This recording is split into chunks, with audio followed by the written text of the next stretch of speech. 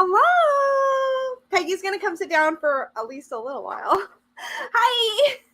I have to get your coffee. I did. She's gonna get my coffee. How is everybody? I have an empty space here where Peggy's gonna be.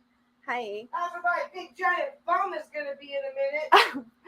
How is everybody doing? I saw a couple comments I wanted to grab real quick.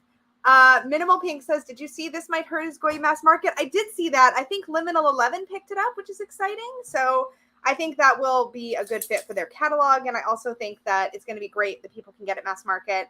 Yay. Congratulations to Isabel, because that's an incredible deck. You guys know it's like my number one all-rounder.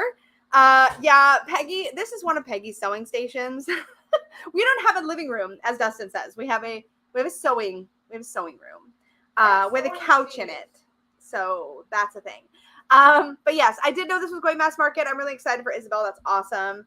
And then what else? Oh, thank you. Peggy You're did. welcome. Oh, the mouthpiece is on the wrong side. I love you. Anyway, you're gonna have to scooch over and scooch up so you stay focused. You're big. No, it's okay. You don't have to go too close. You're perfect. You're in the frame. You're in the frame. You don't have to squint. Now you're getting shoved out of it. I just needed you to move like an inch. An inch. You didn't say that. Anyway, Emerald Fern got a shiitake mushroom plushie, which sounds amazing. That's awesome. Plushie? Yeah, shiitake mushroom. I like shiitake mushrooms. I feel like we're not sitting at the same distance. We have to sit at the same distance because the focus is on my face. The camera is like this way. Yeah, because I needed it to focus more on you than on me because I have a tendency to shove you out of frame. So I'm trying not to do that. Because you pushy bitch. You're pushy. I can't. We're not swearing. We're not doing that. I just did. No. How's everybody today? Nice to see you all. I'm watching names go by. I'm going to spill hot coffee on myself because it's catching. Oh, I got it. Okay. Sorry. I was trying to make sure. I put the lid on wrong. It was backwards. I lift it with my right hand. I'm right-handed. And the mouthpiece was on that side. It matters. Yeah, Jamie Alfred, good morning. Good to see you again. Jamie, yeah, we met so many people in Jamie person. Jamie was working her freaking butt off at the conference. Yeah. She was at the registration table every single time I went by for the entire weekend. Absolutely. Did you get a chance to do any classes? I don't think she was breathing. I don't think she had a chance to do anything. She worked really hard. Yeah. Jamie was amazing. It's so great to see everybody here. We got to meet so many people and it was so much fun. We had a meetup. Yep, we had a meetup. In the sketchiest hotel we could find. Y'all, okay, listen. Oh my God, people! To everyone who showed up, we're sorry. We're sorry. No, the meetup was great. We had so many people. This is what happens when you pick a hotel meeting room. A hotel meeting room from Canada, based on the internet. Oh, this looks not too bad in Google. This looks fine. It's Google across, says it's across the street. It should be good, right? It was not across the street. Oh my God, y'all! It was okay. They were very nice. The staff was amazing, but they did their best. They were decent people. They were, They didn't even know we were coming, and I called them like 6 times. Like, what's happening? Apparently, management didn't tell the staff that we were coming, so the staff was like, "What's happening?" The staff who expects to be providing a certain level of certain service to a certain type of person was like totally shocked, totally overwhelmed. Did a great job with what they were given to work with. So yeah, thank you. I'm so glad it was fun. Yes. We were like stunned when people started showing up. So I'm like, oh my God, nobody's going to even come. Nobody's going to even come. And it was like upstairs, which I was gutted about because there was no elevator. So it wasn't accessible. Like there were so many issues. Okay. But so we have our list of what to improve for next year. Yeah, Peggy's like, it's only up from here, right? Like, so next time we'll have learned from all of that. Did you tell the hotel it was a meetup of witches? No. But we had a gate crasher. We did have a party crasher. We had a party couple, crasher. Right? It was 2 party crashers. It was a couple. They were very nice. The meeting room. Oh, I need the thing. What thing? Can you grab one of our goodie thingies so I can show that off? Oh, yeah. I will be back. Peggy will tell the gate crasher story in a moment. What was the chaos of the meetup? The chaos was basically that we had seen pictures of the location and the pictures in reality were not. It was a little bit sketch. But it was in a decent enough, it was in a safe enough neighborhood, so that was fine. The area is generally safe. It's well lit. It was no, it was It was a lot more low rent than we were anticipating. Yeah, but no, it worked out. We all had a really great time. Right? Yeah, we had it. Okay, yeah. Let's stop. Let's focus on the fact that we had an amazing time. Let's stop bitching. We had a great time, and we also came away with a list of things that we know that we would like to improve for next time. That's true. So that part's fine. Yeah, it was fine. It was fine. If we knew then, I think I was wearing this shirt at the meetup. I'm wearing. I don't know. Outfit. If we knew then what we know better now, we would be at the Marriott. We would have. I don't think we would have went 4-star, but we might have. We were this close to do. We should have done Marriott. I'm just saying.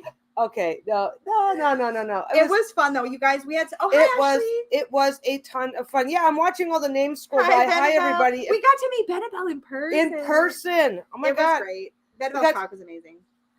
I'm all over the place. Well, I like Benabelle's talk. I went and looked up the health reading that we did later, and it was like, right. It was really good. My brain was so fuzzy for so many things. I literally had to double check my notes. Had the best time. I had a great time. Yeah. I started talking at the meetup, and I didn't stop talking till it was time to go home. Her extrovert battery was so full; it was glorious. Yeah, it was awesome. On the other hand, came home and was a zombie for 3 days. I am sure people were getting tired of hearing my voice, but that's okay.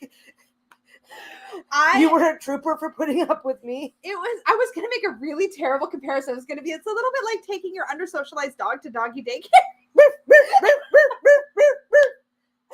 were really... Okay. You know what happens? Okay. You know what happens around here? I love you so much, but you're so extroverted. Okay. You know what happens around here when the dogs spot a squirrel? Yeah. Well, I was like that for 4 days. Yeah. It was awesome. I came home. Now, Lisa, my little pervy wife. Why are you calling me a perv? Where is this going?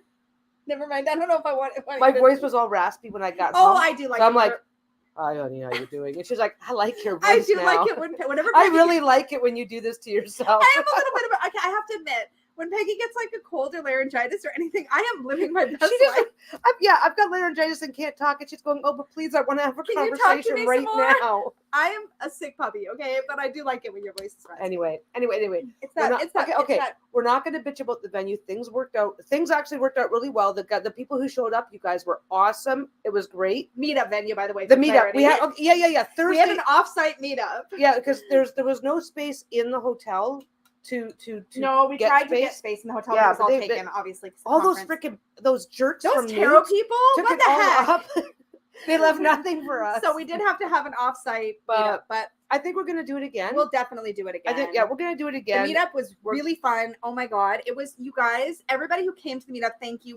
Can we back up? We're gonna do it again. It's gonna be somewhere else. Yeah, we will not be having it at the same place. It was going to be, but I mean. But there was like upwards of 30 some odd people there, which at any one time, which was incredible. Crashers. And our gate crashers. Yeah. Oh, you didn't get to tell that story. I didn't know because you interrupted me. You're horrible. I am. Tell it now. Okay. You can tell it now. Okay. The meeting room, you come in and there's the lobby, right? And then you go up the stairs and there's the meeting room. Yeah. But you come out of the meeting room and there's like a short hallway with a railing that looks right over into the lobby, so they could hear us hooting and hollering. We were not quiet. We were fucking loud. Oh my God, we were loud. It was hilarious. Yeah. So, I'm sorry, Rosemary missed the meetup. You know what? We got to connect. So it was a fun meetup in a sketch hotel. Yeah, it was really fun. So we did have goodie bags. I want to show them off. We had some leftovers, so I'm going to show off what we did. Yeah. Dawn and I had so much fun putting this together, and Peggy and Rose also helped. Yep. So this is what we gave to people who came. I never finished my story. Oh, I'm sorry. You sit there. No, I'm stopping. I'm sipping coffee. I'm so sorry. This is me getting all hyper now. Go ahead. See, this is her. Get her online. She's like, no, you were talkative. You talked a lot too. Anyway, the meeting room overlooked the lobby, and a couple had come in and heard the noise, and they came upstairs. And they said they were with the tarot group. And they did the whole were you thing. at the tarot conference today? And we're like, this was the day before it started. Okay, sure. Come on in. So they were they were curious. They noticed there was cookies and coffee. So they came up, they hung out, they tried to fit in. They didn't, but they were a very sweet older couple. They weren't like troublemakers or anything like that. So it was a fun story to tell that we were so popular that we got gate crashers. So yeah. Oh my God, Jamie, listening to you too is like watching what I do to my wife when I get home from it. This is literally how we are. Oh my God. Okay, so now I can show goodie bags. Okay, the gate crashers were super fun. It made us feel really like the rest of the weekend was awesome though. So this is what we put together. So Dawn designed our little meetup logo. So we had this. Where do I put it? There we go. We had these stickers, the Tarot 2022 Tarot 2 Meetup. So these are really nice stickers. They were designed to go on the notebook, but you can do whatever you want with them. Oh, you don't have any of the... And then we had A5 black lined notebooks. And on there, we had this. So this is super fun. So this is the reveal online of this. I don't think this has been seen online anywhere yet. Dawn showed it, I think, to her members. But Dawn designed this card. So this came about because we are both working on our tarot decks right now. Dawn is designing in this exact style, this sweet alien. Oh, you're welcome, Benabel. This sweet alien. I meant to give you. I meant to get you a journal, but then I didn't have time and didn't find you. Oh yeah, tarot. And then on the back it has the names of both of our decks that are in progress right now. So my Unicorn's Journey and Dawn Michelle's Tarot of the Fifth Kind. And look at this! Isn't it great? I almost cried when she drew this. It was like it's an alien hugging a unicorn because we're both working on decks at the same time. So this was fun. We actually had a little poster of this. Moira's comment. It's hard to believe that you're the introvert. I know, because I don't shut up in person and like in small groups and like online. That's where I'm an extrovert at. Annabelle's mad now. We're so sorry. Next time, come to the meetup. Yeah, Man, yeah. You, it's your own damn fault. So we had that. This is what Peggy made. So we did have a few extras of these that got handed out to people. Yeah, we had some extra journals, but then every time I bumped into people that I wanted to give a journal to, I didn't have them with me. This is a stretchy bookmark / journal closure / however you want to use it, but it's got 2 pen loops on it, so you can put it around the front cover of your book, or you can wrap it around the whole book. Yes, we'll do. You know, I will say the meetup was great because it gave us that small group environment to kind of get into conference mode, meet people, chit chat in a less overwhelming space. Like it was still kind of overwhelming, I feel like, for me. I think you're still okay. Just because there was like so many people, and I feel like it was all a blur. Tarot with Ruby, it's easy to pretend to be an extrovert when you only have to talk to a camera or a screen on the stage. And this is what Lisa's like. Lisa's very introverted in public. I turned into so shy. Now, Lisa did really good at the meetup because we've already met most of you. Yeah, I felt like I knew you guys. So it was really easy. It was that part was really easy because introverts can do well in situations where they already know people. Did you get a pen holder, Jamie? Dude, email me. I will send you one.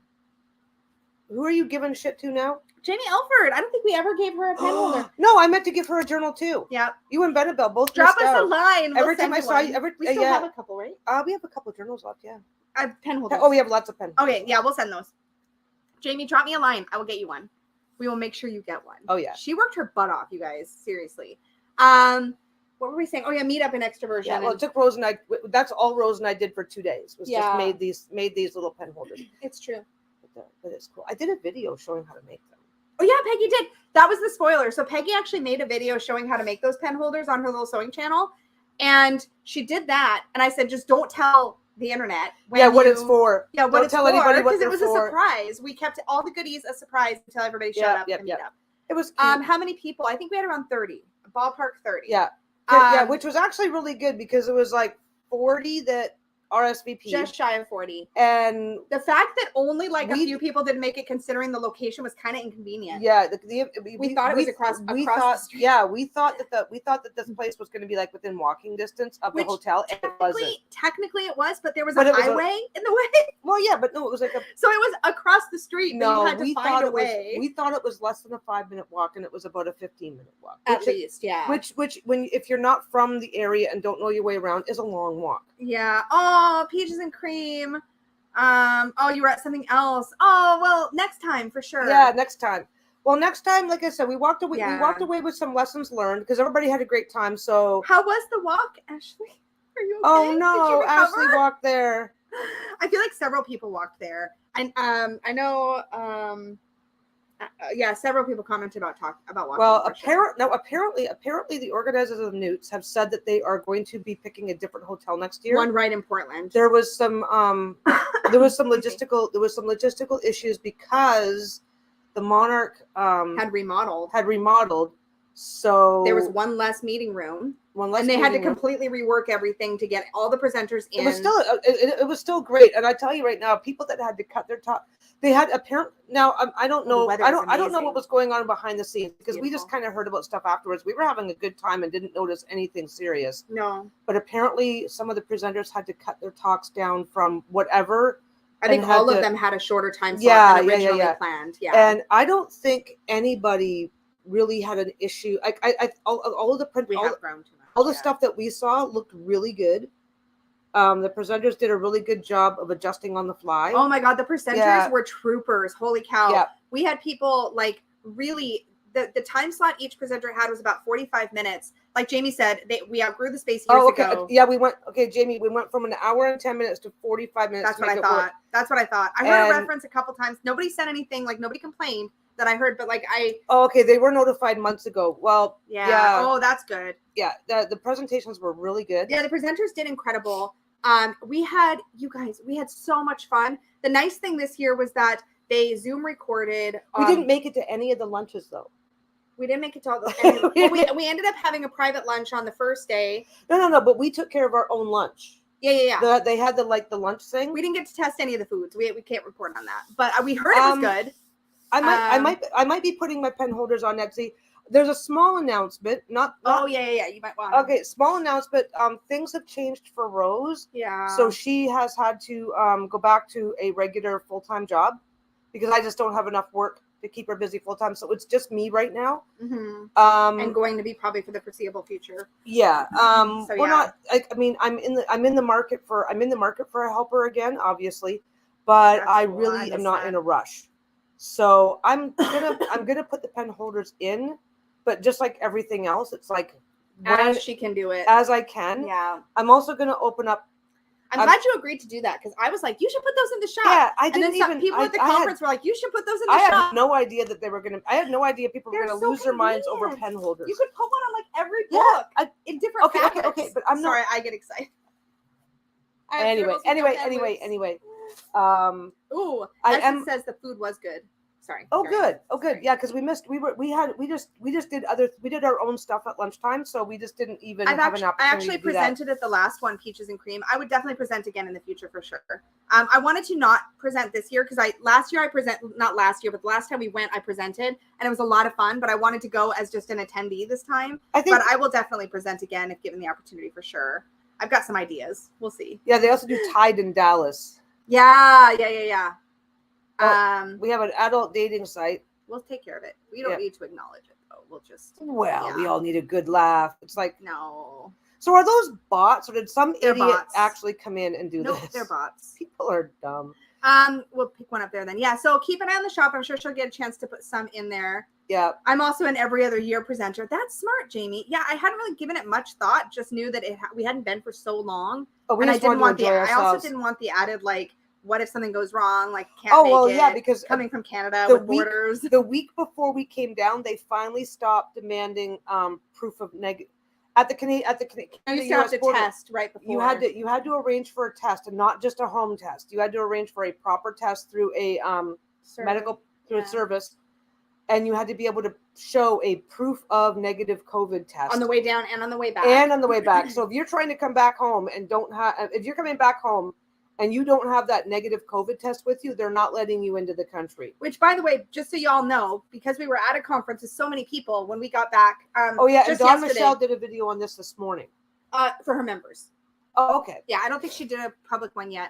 And so anyways, just so you know, a couple of days after we got back, just yesterday, I think, we tested. We're negative. We're clear. We're good. Yeah. But it's always a good idea if you're at any big gathering to test a couple days after you get back. You cannot be in a big event like that without putting yourself at risk potentially. Yeah. So that's something to be aware of. Oh, Tara with Jay, did you get to chat with Dawn Michelle? So Dawn Michelle and I were like freaking attached to the hip all weekend. It was amazing. Weekend, the two of them. We had so much fun. As a matter of fact, we ditched Peggy at one point. Oh yeah, they ditched me a couple of times. We went up to Powell Books. They went up to Powell Books without me. Yeah. They what else did you guys? Oh, sorry, Serafina. That's a bummer. Jamie's tested negative 3 times. Yeah. Yep. Yeah. Apparently there was a couple people that were positive at the event. There's no way it wouldn't. I don't know if they knew it or didn't know it or something like that. But yeah. Yeah. But there's always going to be risk. That is what you take on nowadays. But so that's not really, it's unfortunate that. How did you not meet Dawn Michelle? I don't know how you didn't meet Dawn Michelle, but honestly, when we were. Ear infections are gross. Yeah. I almost lost my hearing because of an ear infection. I feel like I saw you the most Saturday night. Oh my God, they were inseparable. They they did not. Well, Dawn did her own thing Saturday night. No, that's true. So we got to hang out with people. We weren't together that night. I think the rest of the time we were pretty much together. You guys were together almost all during the daytime. You guys were like inseparable. Oh my God. Did you guys go out to we didn't. I don't think I've ever been Donuts? to Voodoo Donuts. I didn't even heard of them. That's something to do next time we're in Portland. It's a really fun. I'll have to show you pictures. I ate so much crap. My sugar, my blood is made of syrup right now. Wait, that was Dawn Michelle. I wish I knew. What do you mean? Oh, who I was with? Yeah. So we went to. It was mostly just the three of us. It was mostly just the three of us. Dawn's husband Kevin, he's not into tarot, but he was out a few times just to hang out with us. Yep, he hung out with us. We got to have dinner with them. Twice. We had dinner with them both nights, Friday and Saturday. Yeah.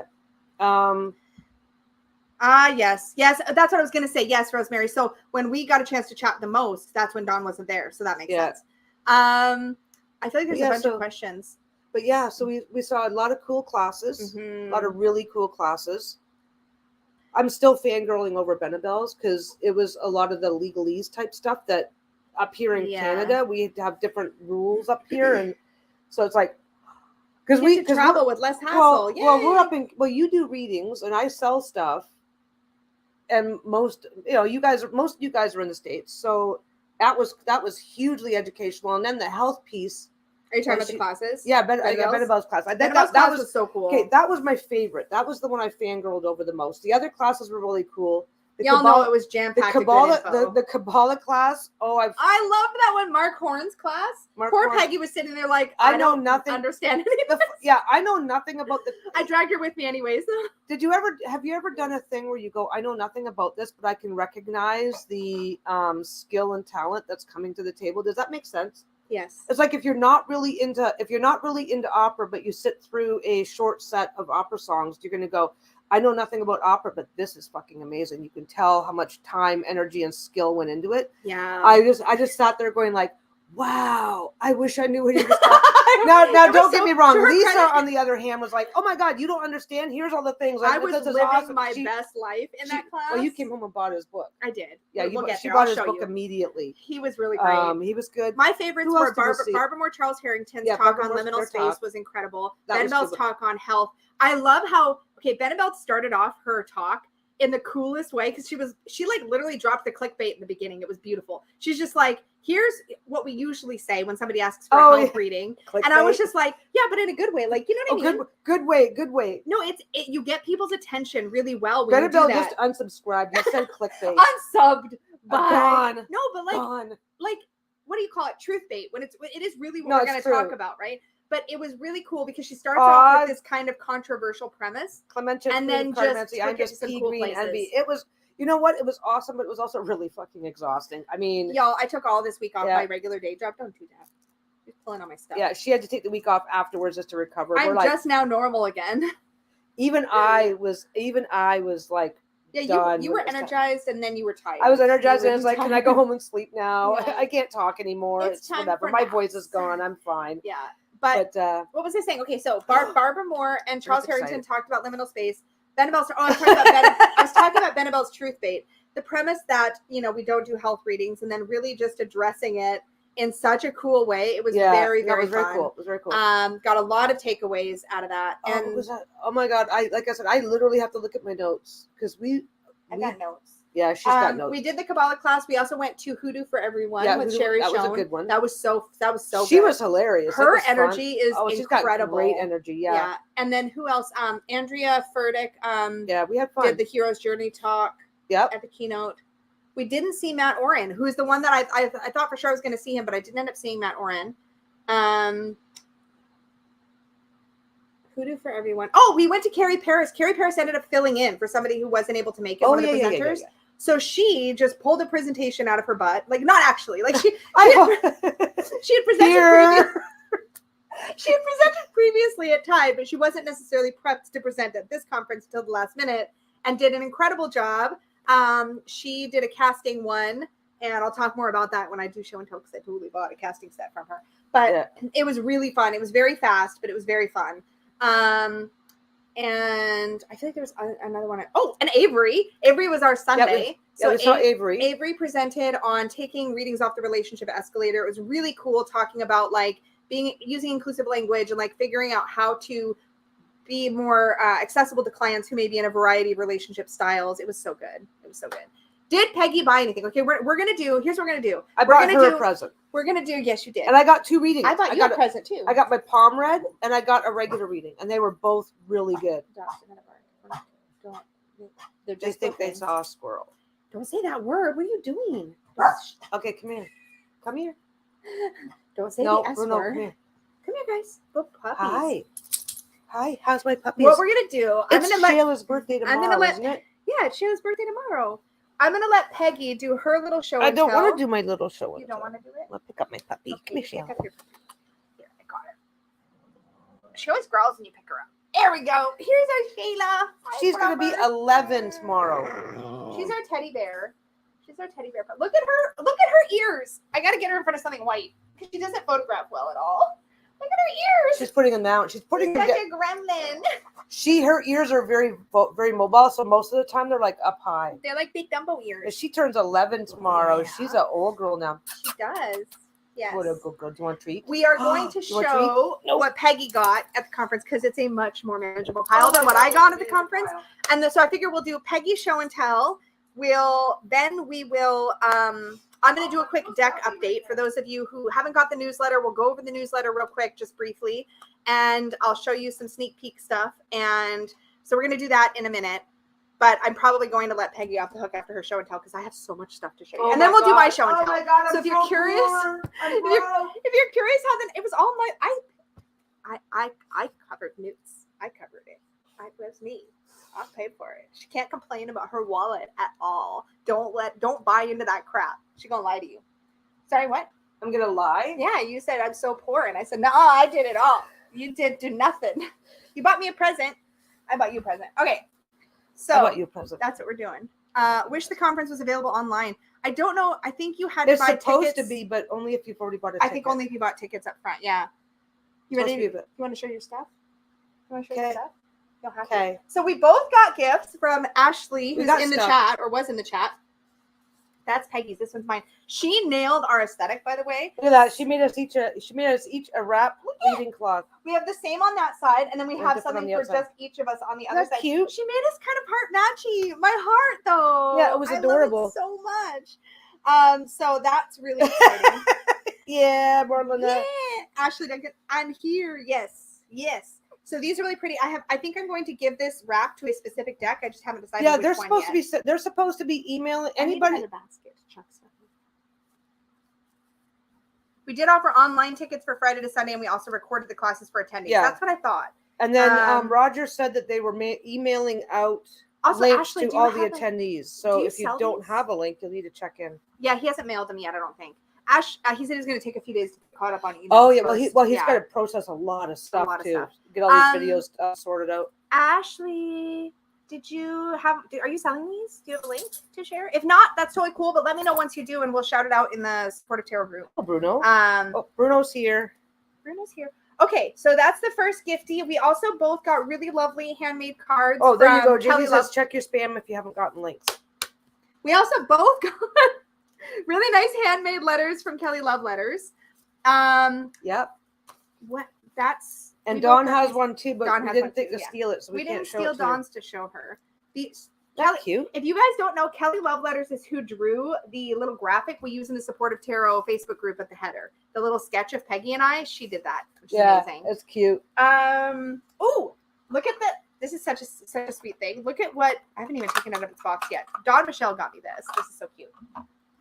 It's a unicorn. It's an eraser. But look how cute it is. Isn't it adorable? So you can just rip off its leg and then rub out some stuff. No, I'm not going to use it. It's like then you might want to just let me use it. No, it doesn't. It kind of stands up. It's going to fall over. I'll prop it on something. That was really cute. So that happened. Bruno, why does my knee need that? Well, let's talk about deck gifts. Okay, so you got these from Andy. I got these from Andy. These are so great. She made the deck. I don't know if Andy's in here. Does anybody? She has an Etsy shop. The Tarot in further.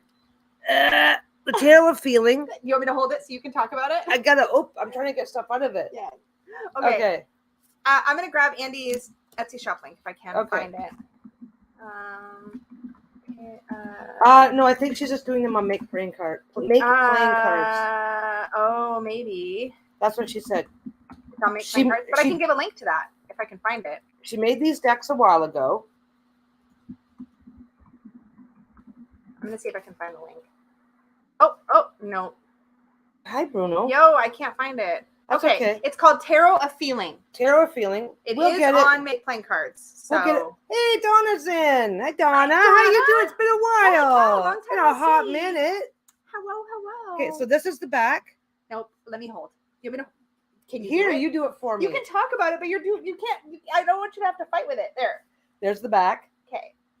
There's the cards. They're not. Oh, that deck is in order apparently. You haven't shuffled this So one yet. that is all. It's just trying to pick up. Yeah, it's like faces picking up the emotion and feeling of the cards. Now I'm messing it up. There you go. Which is really cool. It's really neat. You guys, this is really, really cool. Yeah, it's a really cool deck. But what's really cool... And this is linen cardstock. It's really nice. What's really cool, this deck's already been shuffled. Hi, what you doing? Blocking my face so your cards can focus. Okay, so this deck's already been shuffled. You have to block faces, babe. Block you have to faces. hold up a hand, hun. Block faces. God, I... Do you want me to hold it again? You have to block your face. You do this. You do it. You have to use two hands. You do. You have to block it so that it can see. So on the back. Okay, yeah. Steal my thunder. The back of this, the instead of having backings, the back of the cards in this deck is an explanation. Is the meanings. Did you shuffle reversals in already? Oh Jesus! I just shuffled all the things. This is really cool, and this one has slightly different art. So, too, the art is not the same. I don't know. No, I'm telling you, it's not the same. Oh, I never checked. So this has got slightly different art. But look at the back, hun. I don't know if you noticed this detail. The back has the art from the other deck in the little thumbnail. Oh, cute. Okay. So well, here you do. So okay. So this deck is a cheater. So that's the art from the other version. Oh yeah. Okay. So there's the Fool. Yeah. Yeah. Whereas the Fool on this there's one. There's the Fool. There. Good job, babe. There's the so let's compare. Where's the Fool? I don't do this part. I don't do this part very often you're so at cute. all. I know you're trying. I'm adorable. These are the two different Fools. So this one has the backs like that, and this one has the writings on the back. And the beginner deck. You kind of need both. I feel like. Well, the beginner deck, these extra cards. Take that quickly. I just dropping. You just wrecking my stuff. Yeah. You don't mind reversals though, so it's okay. He's just wrecking my stuff. Okay. So this is these are the extra cards that come with the beginner deck, which here's an idea to get started. Here's a spread. It's linen, you guys. Here's another spread. Both sides are printed, so you turn the card over, get to know your spread deck. I might be ordering this. This is really great. The numerology. Yeah, it's really good. The set, so you got the basic numerology, the 1s, 2s, 3s, all the way up. That's all there. So Andy gave both versions of the deck to Peggy, which is really awesome. This is awesome. Peggy loves decks that have the meaning on them like that. Yeah, I love my training wheels. I really do.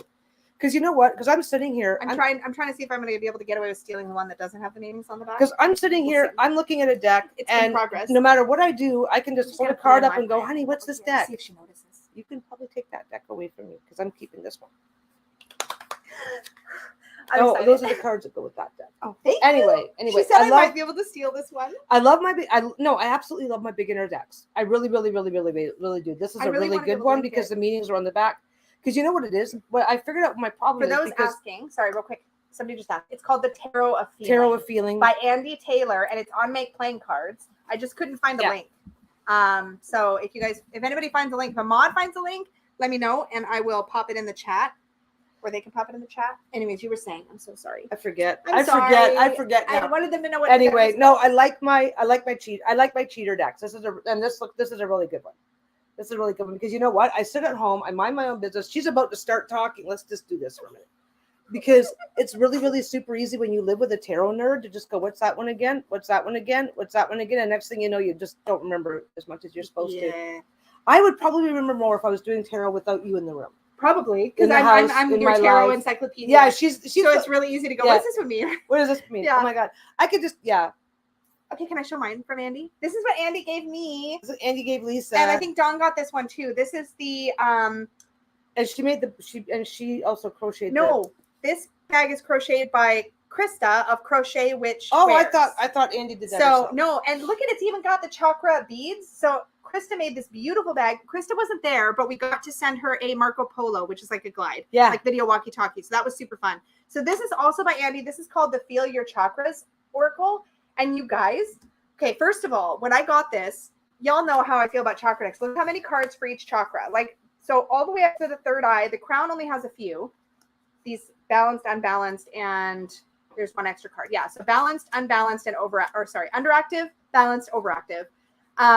So that's for the crown chakra. But I started flipping through this when she handed this to me, and they're like basically like name tags. Exactly, Moira.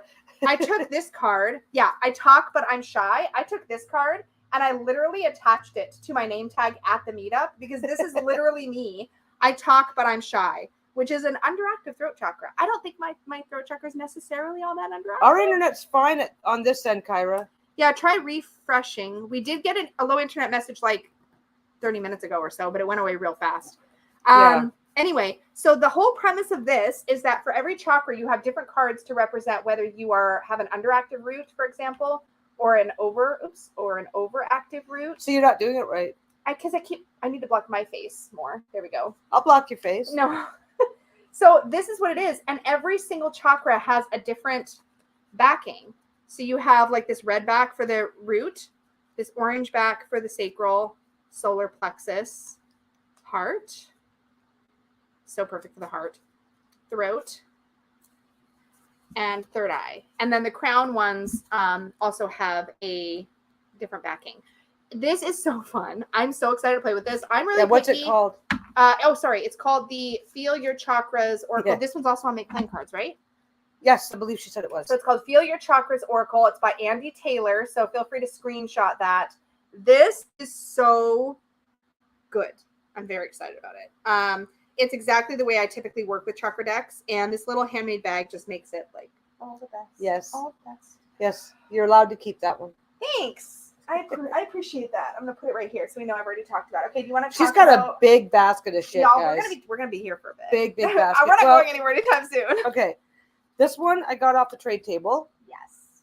Because it's teeny tiny, and it is a apparently it's out of print. Oh, is it on Etsy? Yeah, if you found an Etsy listing, Kyra, share it. I thought she said it was going to be on Make Playing Cards. If you found the link for Andy's stuff, please share it. Yes. This is called The Game of Hope, the first you see, you gotta... I have to block my face. Go ahead. Yeah, you block your face. Nope, it's still... Nope. There we go. There we go. Game of Hope. So this is a Lenormand deck. I have no idea. You have to block your own face, too. Here you go, honey. It's hard to do. Okay. Here you go, baby. Okay, you do this all the time. I'm just like, okay. So this is really, really cool. It's a vintage-looking Lenormand. It's mini, and Peggy found this on the Potlatch table at the conference. Okay, what the trade table was they had a table, and the idea is that you go down, you bring any decks of your own that you want to trade. Mm-hmm. You bring them down, you check out the table. If you find a deck you like, you take that deck and leave one of your decks behind. Yeah. So that by the time the weekend's over, this table has traded out like 6 or 7 times. Oh yeah, it changes constantly. A ton. That's changes a ton. So this was the little mini Tarot of Hope you found. Yep. Lenormand, not Tarot of Hope. It's the Game of Hope. It's a little Lenormand. And then Lisa found me this when she was at the bookstore. Oh yeah, it's the Mini Hanson Roberts. I found that at Powell's for Peggy. So it's the little pocket. Oh gosh darn it! It's the little pocket edition of the Hanson Roberts, and it came with this little booklet. So if you haven't seen the Hanson Roberts, I'll show you these really quick. This is really cute. So the backing should be familiar. This is a classic. This is a classic tarot. Yeah, because I love my mini decks. I love. Jamie Alfred said some of the decks that we left were high quality and many books are great. Yeah, people aren't just dropping off $5 decks. No. I mean, people are fairly decent and good about There's all kinds. You'll find a mix, right? Like you'll find a mix. You'll find indie, mass market. So I got this at breakfast. Joe gave you this, I believe. I believe it was Joe, yeah. This is a little mini Tarot de Marseille. If I have the wrong person, I am sorry. It was the day it was turning into a blur by then. That's a little. So Peggy didn't have a mini Marseille, so now or Marseille. I've got a, so now I've got my first mini Marseille. Marseille. I've got a mini Lenormand, but I'm still keeping the one that Peekaboo Rose, that Julie Peekaboo Rose gave me. So I'm keeping that. That's customized because it's got you on it. Yeah, it's an awesome one. I like that one. So now I've got that. And I think there was. Here's our badges. You gotta. Oh, I have to show you the badges. So this is the ribbon we did for people that came to the meetup. So Tarot Tube Meetup crew, hashtag just here for the cards. That was our Tarot Tube Meetup ribbon. And I didn't collect a ton this year. Yeah, these are like you attach them to your thing. Yeah, like I mean there was who was it? Tammy Pie. Oh my God, Tammy Pie. Hers was dragging so the floor. long. I think if there was a contest, because Tammy Pie would win it for sure. Yeah, if there was a contest, she would win it. She had so many. Yeah. Yeah, but and then they did a really cool thing. That mini Hanson Roberts may be out of. They did a cool thing because each badge had a tarot card on it. Oh yeah. So you could go around the conference. I was not my birth card. What is that? I was the Hierophant. Oh, Chariot's my sun sign card. Cancer. Apparently, you could buddy up with people who had your same card. Well, Jamie's still here, so we can. Ribbons were everywhere. So some people who did talks would have ribbons. They had ribbons every now and again, somebody was going around going, like for me, it'd be Hierophant, because apparently there was 2 of everything. So you could buddy up, yeah. So you could buddy up.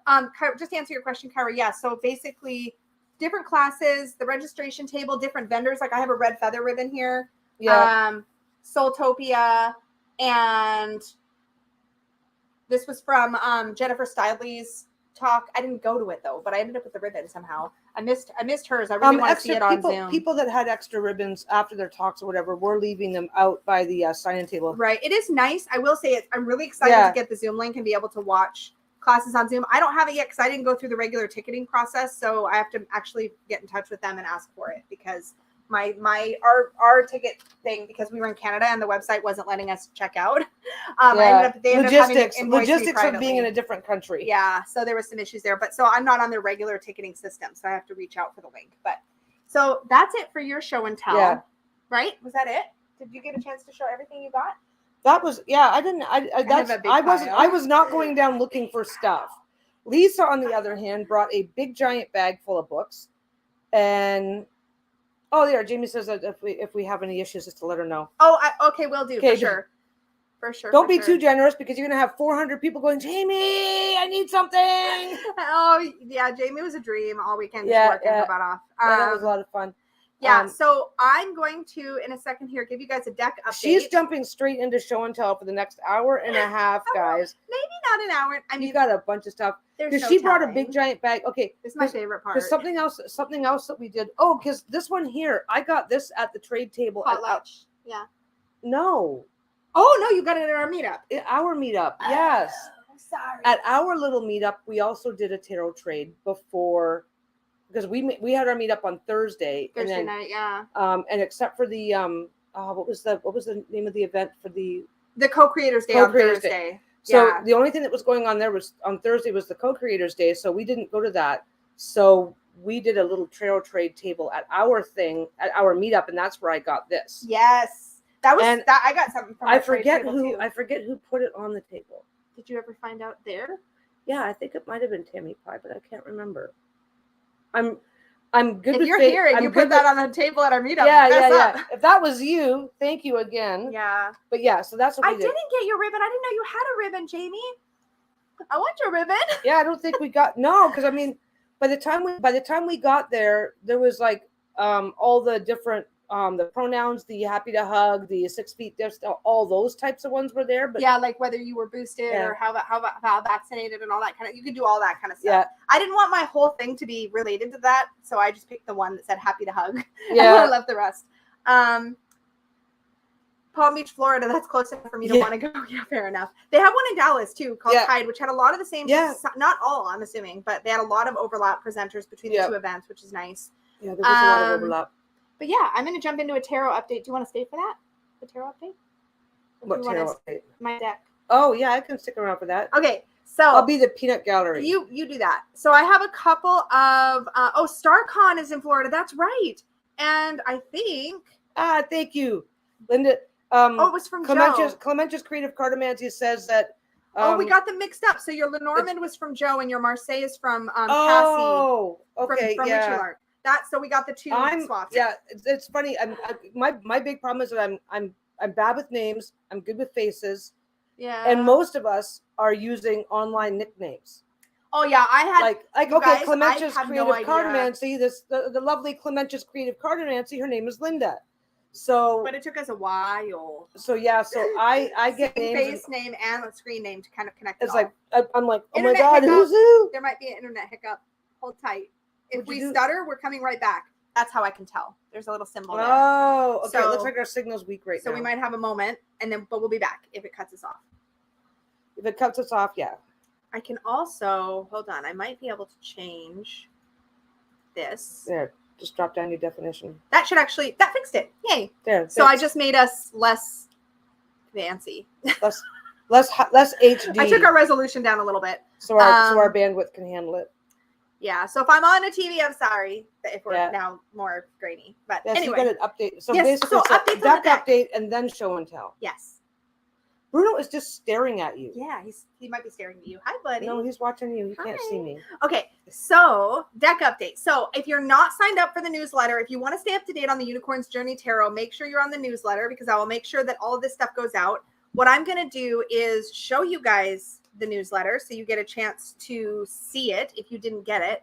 Because I've only put out the first one and I did it yesterday, I think. What day is today? I did it Thursday night. I'm yawning now. Yeah. Am I boring you already? Yeah, probably. She hears about my deck non-stop. Daily. Oh. So first, I'm going to show a couple sneak peeks. You guys can kind of see a little bit about what's happening behind the scenes with Francesca and I. It's boring. It's just... No, I know. Okay, so let me show you a couple sneak peeks. So the first sneak peek, you guys have seen the Fool card. Yeah, I'll show you again in a moment. But if you haven't seen the Fool card, so Francesca and I are working on the cards in groups of 3 right now. I don't know how long that will last, but I'm going to enjoy it while it does. Yeah. She's been amazing. So what she does is she sketches out.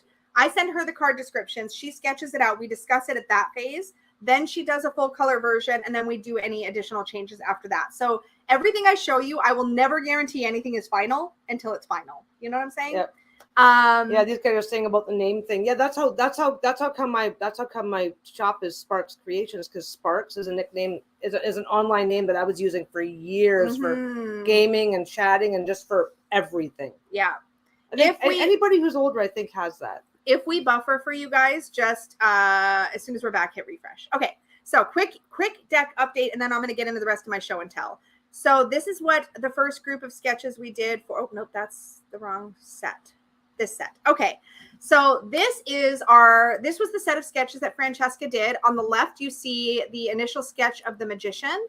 In the middle, you see the sketch for the high priestess, and then on the right, you see the sketch for the empress. So this is kind of where we began the process of her reading my description and then doing the initial sketch. It's so darling, I can't even. Okay, so that is kind of what the process looks like. I thought it'd be fun to show you a little behind the scenes to see, and then she's also done the sketches for me for the Emperor on the left there, the Hierophant in the middle, and the Lovers, or the Choice card is what it's going to be called in my deck, on the right.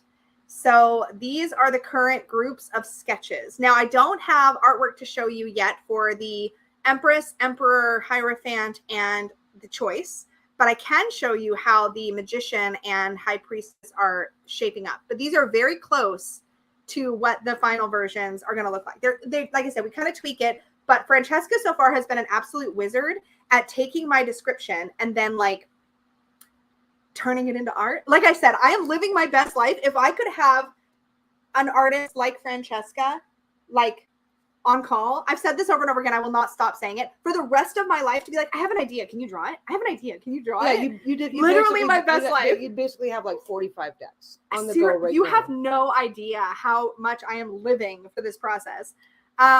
So we're going to talk about it. I am so excited. But if you want to see basically final prototype versions of the cards, the best place to do that is going to be on the newsletter. So I will link, actually, I think it's in the description box, but I'll also put it in here if you want to sign up for it. And all I'm doing is giving you guys occasional, I'm not a newsletter person, so it's not going to be super, super, super crazy often. So you won't get spam or anything.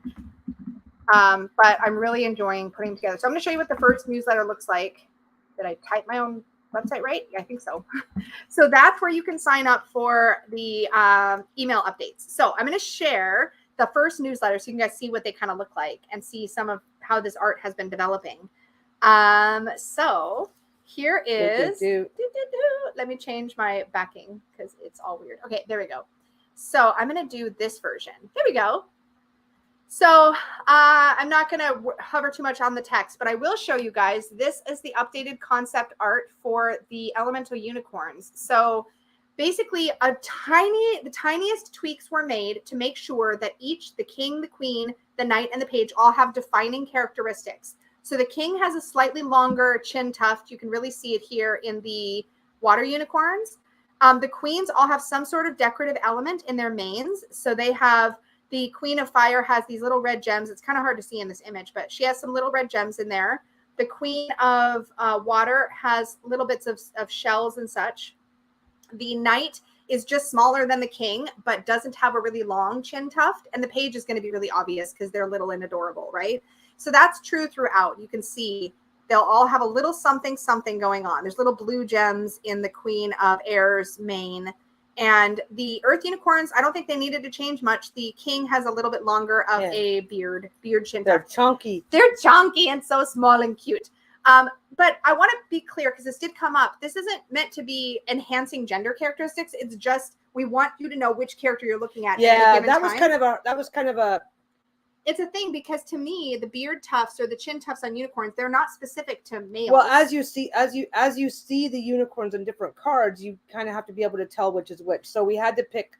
Well, you had to pick. I had to pick some defining characteristics. I was the sounding board, so I didn't make the choices, but I keep saying we. It's worth pointing out that this is all you, because the court cards aren't showing up only in their own cards. They will also show up elsewhere in other cards. We so wanted they have them to be distinguishable. They had to be distinguishable, but the for people for whom gender is. We want you to still be able to work with them in any way, obviously. But so the Fool card, there's no intention to state gender, just to state that they are different. Yeah, and it's very likely that I'll end up using somewhat gendered language for the courts in the guidebook for clarity, but I will not, as it's always the case for me. This is what I wanted to say. It's always the case for me and how I work with tarot that kings can be any gender, queens can be any gender, knights can be any gender, etc. Because we're all those components, right? Yeah. Well, I think for most people in most readings, an implied gender is usually there, but it's not supposed to be. So it's not supposed to. About that. Well, yeah, but it's not. It's not supposed to be a hard line or anything. But it has to. And mystic is remaining a they in all the descriptions. Yeah. I just remember you agonizing about. They need to be able to tell them apart. Yeah, how it's do an we important do that? thing. Yeah, for sure. So anyway, this is our Fool. You have our little ladybug friend. We've seen this one before. This is how the magician is shaping up, which is pretty exciting. So I love this. We have the as above, so below. We have the star representing the as above, or Keter if you're into Kabbalah. And then we have the so below happening down here with the 4 little elemental blessings. And we have a ghostly image of Mystic's horn shining as... I tend to, when I'm working with this deck on my own, use the feminine pronoun. But as Mystic's sleeping here, they have this horn that's showing up in ghostly form, showing their future potential, right? And their future, and these little elemental blessings to represent the 4 suits. We might scooch these. I might end up having Francesca scooch these elements a little to the left because of the bleed zone on a borderless card. It might be too close to the edge. We'll see.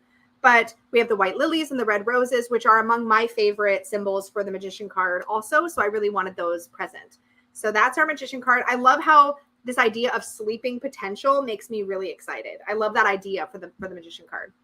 And then for the high priestess, we have Mystic's third eye awakening with that little crescent moon symbol. Obviously, that is also near where the horn will be later. Not exactly, but close. So we have this kind of, again, future casting situation happening in the major arcana. We have the dark tree and the light tree. We have the pomegranates that are hanging from this tree on the left. I really love this close-up image. We can look right into Mystic's eye, right in the center of the card, which I think is pretty cool. And we have the water in the back, the crescent moon. So again, all the important symbols to me are on this card. That is it for art to show right this minute. So I will continue to roll out these little mini updates in the newsletter. And then I just gave some other stuff. Oh yeah, there was Don Michelle and I at Newts. That's the Oh, only you found selfie. the selfie wall. That's literally the only We selfie. never thought to take any pictures with anybody. Not one picture. Actually, I took this one with Dawn, and Dawn took that. People approached us. Oh, hey, can I get a picture? And that was awesome. It never occurred to us once to take out our cameras the whole time. So that's me and Dawn.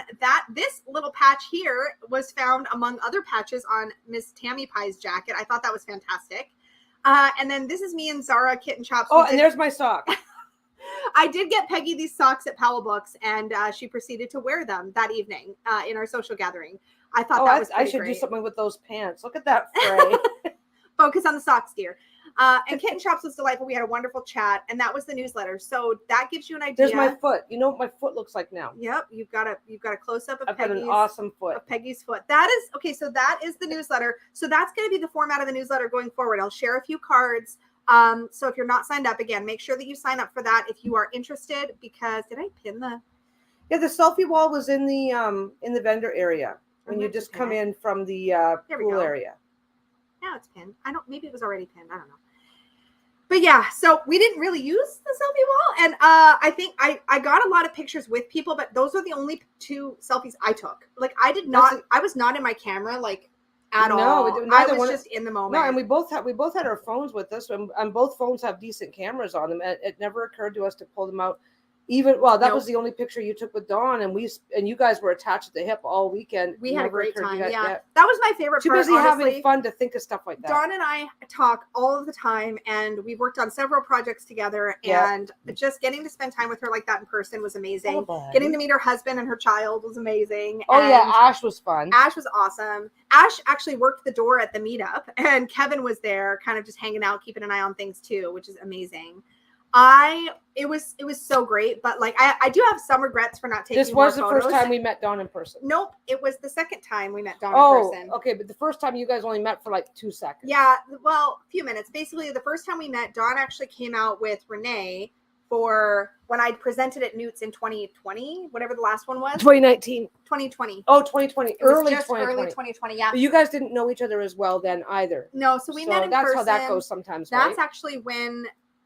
Gosh, we started talking much more after that. But yeah, we only met for maybe a few minutes that first Newts. So we got 5-10 minutes to chat. You were speaking. You guys were both busy too, though. Yeah, being a presenter just changed the focus of the energy for me too, focus of attention. But yeah, so anyways, those are all the deck I don't updates. remember meeting Dawn. Yeah, the first time. Maybe I wasn't with you at the time. I'm so glad you got to spend time with your friend. Yes. Yeah. Yes, it was so great. It was really good. So that's the progress of the deck right now. So we're currently working on the Emperor Hierophant. I could tell show and tells about the beginning. I'm yawning. Get out, man. So just to flash this up again, we'll have the Emperor with Mystic here. This Hierophant is one of my favorite things ever to have Mystic. Basically, Mystic stumbles into this cave, sees all these drawings of horse behavior, and it does shape what Mystic's going to choose in the choice card. Here, Mystic's going to have a choice between 2 paths, and that is influenced by the wisdom and the legacy and the ancestral knowledge that Mystic encountered in the cave. But it does speak to, I think, the idea that sometimes we misunderstand the message, or sometimes that hierarchy or that social structure or that legacy of information isn't always what's right for us. And that's kind of the story I wanted to tell with this deck. It can be, but it doesn't have to be. And I think it's worth saying that Mystic will have really wonderful, formative, necessary experiences in the cards that follow that choice that are still a part of Mystic's path, right? So it's not always that it's bad or wrong. Sometimes it's just that it's not the right fit, and we have to go through some experiences to learn that, Hi, Stephanie. I wish you could have gone to Newts too. It would have been so lovely to meet you in person. So yeah, I am going to now show you a pile of goodies now that we're an hour in. I hope the deck updates weren't boring. Just trying to get his face. Thanks, Mystery. Yay. Hello. Hi. Hello. The camera's on and you're not showing me. Okay, so now I get to do all the show and tell fun stuff. Oh, yay! Yeah. Mia just finished her reading cloth. What happened? Mia Johnson just... Oh, you watched Peggy's sewing tutorial? That's awesome. Yeah. I've got to do some more. I haven't, well, because we were getting ready to go to Newts. Now we're decompressing from being at Newts. It's true. So I definitely have more videos coming. I just haven't had a lot of time in the last, almost a month now. Yep. Just been busy with stuff and. Okay, goodies time. Let's go. Let's go. Lisa is gonna do show and tell. Yeah. Look at Bruno. He's like, hi, buddy. He's like, why have you not petted me? I did pet him. He wants to hi. he wants that. He wants those really soft face pets. He wants this. He wants this. So first off, when you sign in, you got a little coupon to redeem for a bracelet from Soultopia. I got Peggy's coupon too, so I ended up with 2. She was a greedy girl. I was. So I got this one. It did have a Soultopia charm on it, but it's metal, so I took it off. But I got this chakra one, which has 7 stones for the chakras. It's okay. And then I also got this one, which was modeled after the star card in tarot, and it has blue hellite and crackle quartz and mystic quartz. Oh yeah, John came over and stayed while we were gone, and he just he took care of the puppies. He took care of the puppies, made sure Bruno got his shots. They loved every minute of having John here. Oh yeah. So they had a great time. Oh, I have to sneeze. Let's see if I can mute it. Hold, please.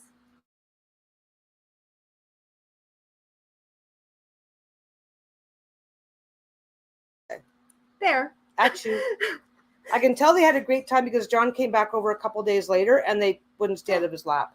You forgot to get your bracelet, Tarot Geek? Oh no. Oh no. Yeah, I love these ones. They were the perfect fit for me. The star is one of my birth cards. The star and strength are my birth cards or my life path cards or however you look at it. Oh no, that's not. And you all know me and my chakras are a thing. So I had to get the chakra one. Okay. And yeah, so those are fun. I've been wearing those. Okay. So first, I got the most delightful deal. Oh, I accidentally clicked Paper Story Crap. Oh, it's about my deck too. That was a convenient thing to accidentally click. Yay! That was an accident. Oh, accidental. It was for real.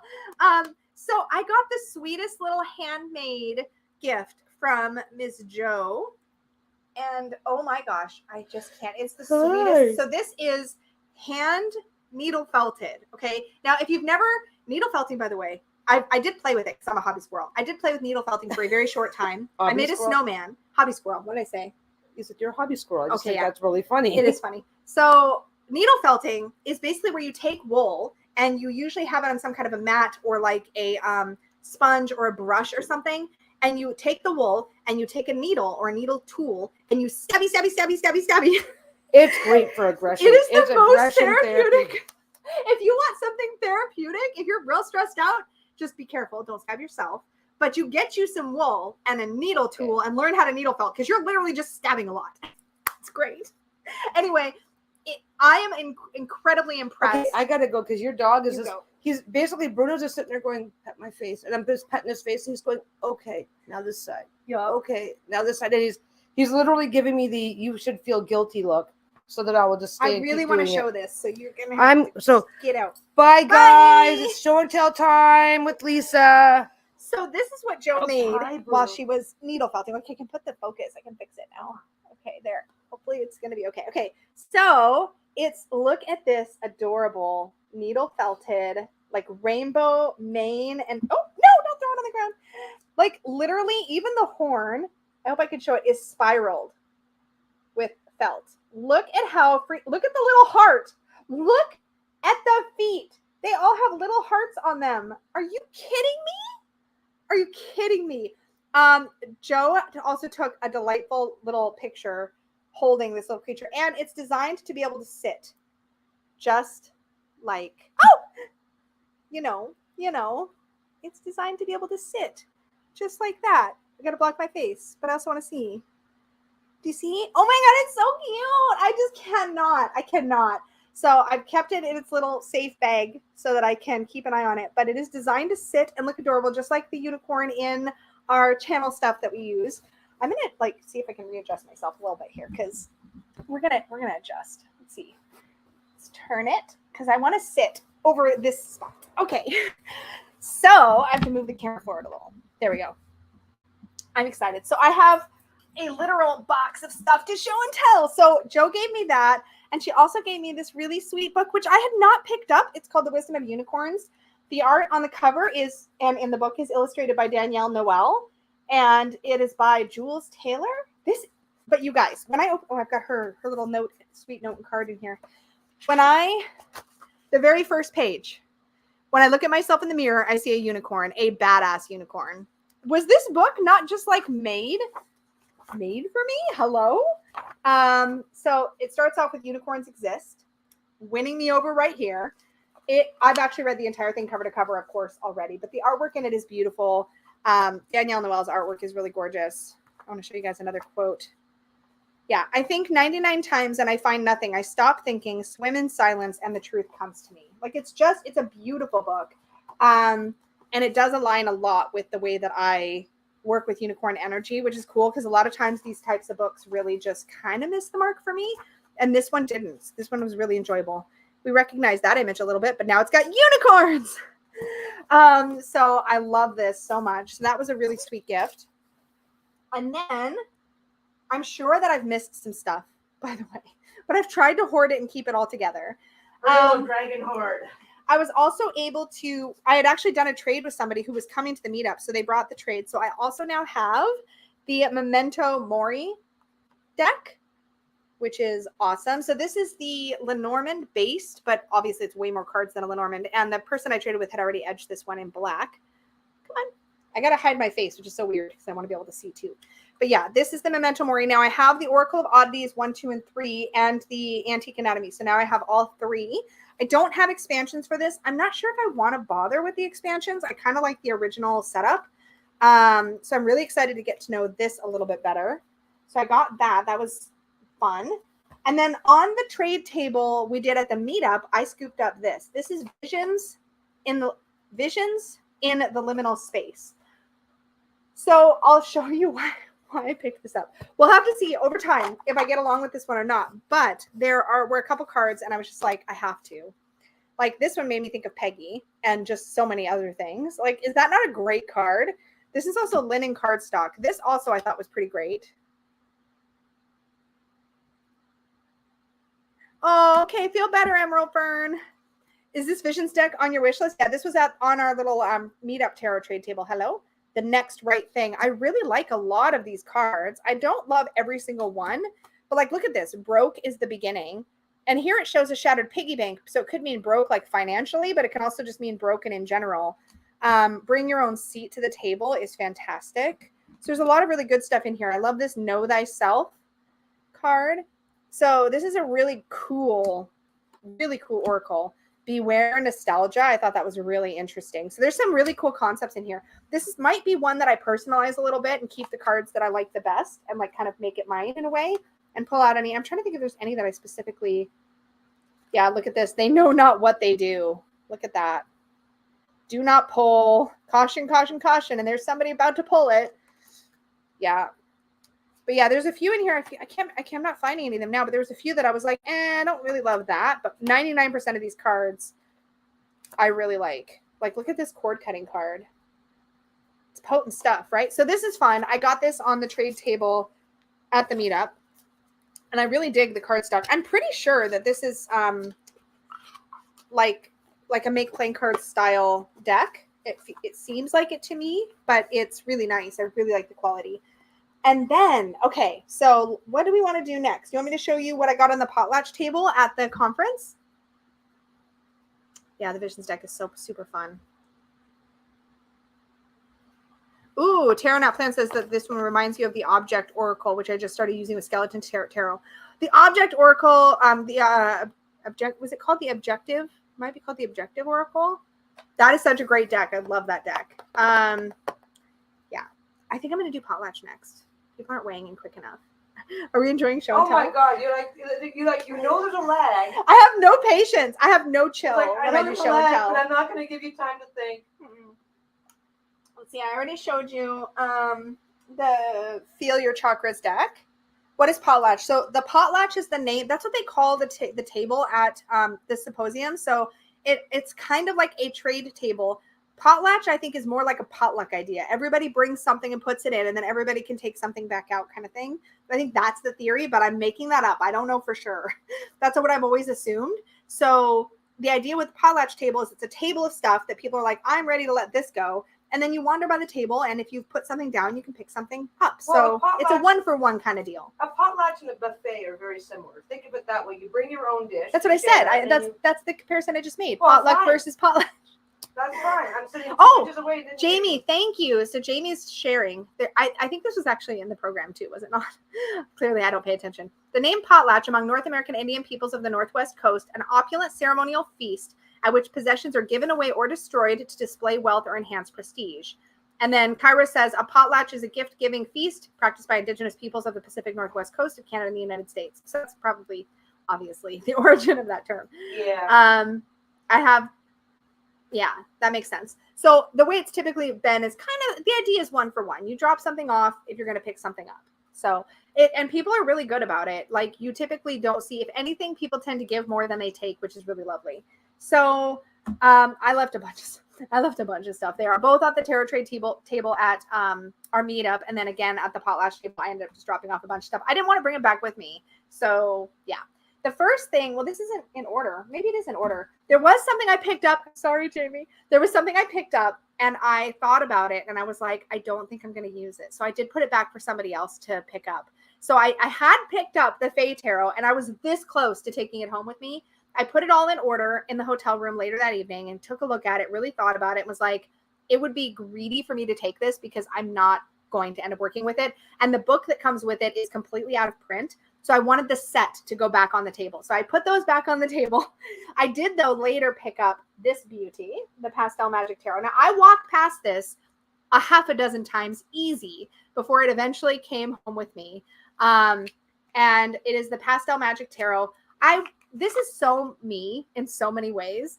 And Dawn was like, I can't believe you're not picking that up. And I'm like, I don't know. Is it going to compete with something else? You guys know how I do, right? I'm like, is it going to compete too much with my Penelope's Tarot? Because they are kind of similar in vibe, I guess. And then I was like, no, I love this. And there is some really cool things happening in this deck. I did put it in order. So let's do a little flip through. So this is the backs of the Pastel Magic Tarot. I'm assuming you can still get this. This is an indie deck. So we have the Fool, the Magician. There's a lot of great diversity all the way through this. I love it so much. It's very clean. You guys know I like these very flat, simple graphics. The Chariot. So the Strength card, I love this. That is the trans flag colors. So I think that's super awesome in the Strength card. Oops. Can we focus again? Who was that? That was in front of my face, Lisa. The Hermit. I like the sunflower with the seeds as the wheel. I think that's a really cool symbol for that. Justice. Oh, I love this. It's on Etsy. I keep wanting to flip this around because it doesn't seem like they're hanging. It just seems like it's upside down. So that throws me a little. Death. Oops. This is on, sorry, did I already say out loud? This is on Etsy. Thanks, Tarot Not fans. This one throws me a bit because these are the same cups in the cup suit. So this does look a little like the Two of Cups. That would be one complaint I would have technically. Devil, Tower, Star. So cute. It's very kawaii, right? We have the moon phases, the sun, Judgment, and the World. And then the minors are very pip, right? But I like this kind of deck as a pip deck, right? Let's see if I can bring it back so it can stay focused, but I can still see. So those are the minors. Let me show you the quartz, though, because they're really cool. So those are the minor numbered cards. And then we have the pages have their suit symbol on them, obviously, at the top. The knights are all horses, which is great. Then there's the queens and the kings. So then we have cups, 2, 3, 4, nothing super exciting to show you here. 9, 10, and then we have our page, knight, queen has blue hair. I love this so much. She's fantastic. And king. And then we have our swords. 3 swords does still have the heart, which is so funny because the rest of it is like basic pip. I actually really think they did more with the pip arrangement in the swords in a couple places. And then we have our page, knight, queen, king, and the king is in a rainbow shirt. This is total bear energy for me personally. I love that there is this like representation, but it's really like kind of cool and just built in. It's not like, yeah. So there's our pentacles, and then our pentacles quartz are page. But you see all kinds of different people of color from different places in this deck. Nope. They heard a dog barking out. And then the king. Come on. So it's really quite diverse given how simple and clean the graphics are. But this is also a really glossy deck. Okay, this is going to sound weird. I love decks like this, like really glossy, really clean, really sturdy feeling. These are really great for if I was going to go read at a bar or a pub, or I was going to go someplace where I just want to not worry about messing up cards. Decks like this are really great for that sort of thing. The other one I have that I could use in that kind of context would probably be the Good Karma Tarot. But I love that I have like a Pippish one that I can just like throw in my bag, go somewhere with. I love this artwork a lot. The treasure, though, when I saw this on the Potlatch table, I about lost my mind, because actually within maybe 2 to 3 weeks of Newts before then, I had actually been hunting for this deck on eBay, and I never do that. But this was a deck that I had way back in, like, when it came out, basically. This was one of my, it might have been officially my very first ever tarot, because it felt so magical and so witchy. But I never learned how to use it, and I just kind of stored it. And then in like the early 2000s, I let my copy go, and I regretted it because it's a piece of my personal tarot story, and I never really got to tell that story because I didn't have it by the time I was on YouTube. Anyway, this is an out-of-print deck. I'm actually currently working on getting the books. There's 2 books that you can get that can support the work. Anyway, I'm going to stop. It is the Witch's Tarot by Ellen Cannon Reed and Martin Cannon. You guys, this deck, like in this exact box, it's everything. This is everything. It is kind of cheesy. I already shuffled it. I put it all in order to make sure everything was there, and then I shuffled it already. There's a couple really cool things about this deck. So this is what the backs look like. Now you know why it was like super witchy, right? Now this deck is based on Kabbalah, and specifically Ellen Cannon's Reed book on the Witch's Kabbalah. So I want to get the Witch's Kabbalah, and then I also want to get the full-size book that you could get as a companion to this deck. But for those of you into Kabbalah, I want to show you a couple major arcana cards so you can see how these are designed. There is nudity and weird muscle stuff happening in this deck, just so you know. It is a product of its time, right? This was 1995, the year I graduated high school, and like the year after that was when I got my first deck. So anyway, so here is the Justice card. These colored spheres are actually matched up to the spheres on the Kabbalah Tree of Life. So what you actually have is, you can see that between this sphere, sorry, everything's backwards, between this sphere and this sphere, there's a path on the Tree of Life. Justice is on that path. So you can actually lay out the major arcana in the shape of the Kabbalah, right? So here's the Hanged Man, who is between these 2 spheres on the Sephiroth on the Tree of Life. Here's the Strength card. This is nudity. There's boobies coming up, shield, screens, children, whatever you want to do. I love this Strength card, by the way. But so the blue and the red on either side, those are the sides of those spheres. So Strength sits between those Sephiroth on the Tree of Life. Here's the Tower. So you can really see how this is designed, right? But it is a very pagan, very witchy, very like almost ceremonial. This is this Fool, though, y'all. I have never loved this Fool. But it just gives me some, it looks like somebody's head was like tacked onto this. Anyway, this is the Fool. It always weirds me out a little bit, this particular Fool. Because doesn't that look like almost like a photo of that guy's face was like put on this character? It just looks really out of place. That one makes me laugh. But like everything else in this deck, the majors are so cool with the Kabbalistic references. The Empress is so beautiful.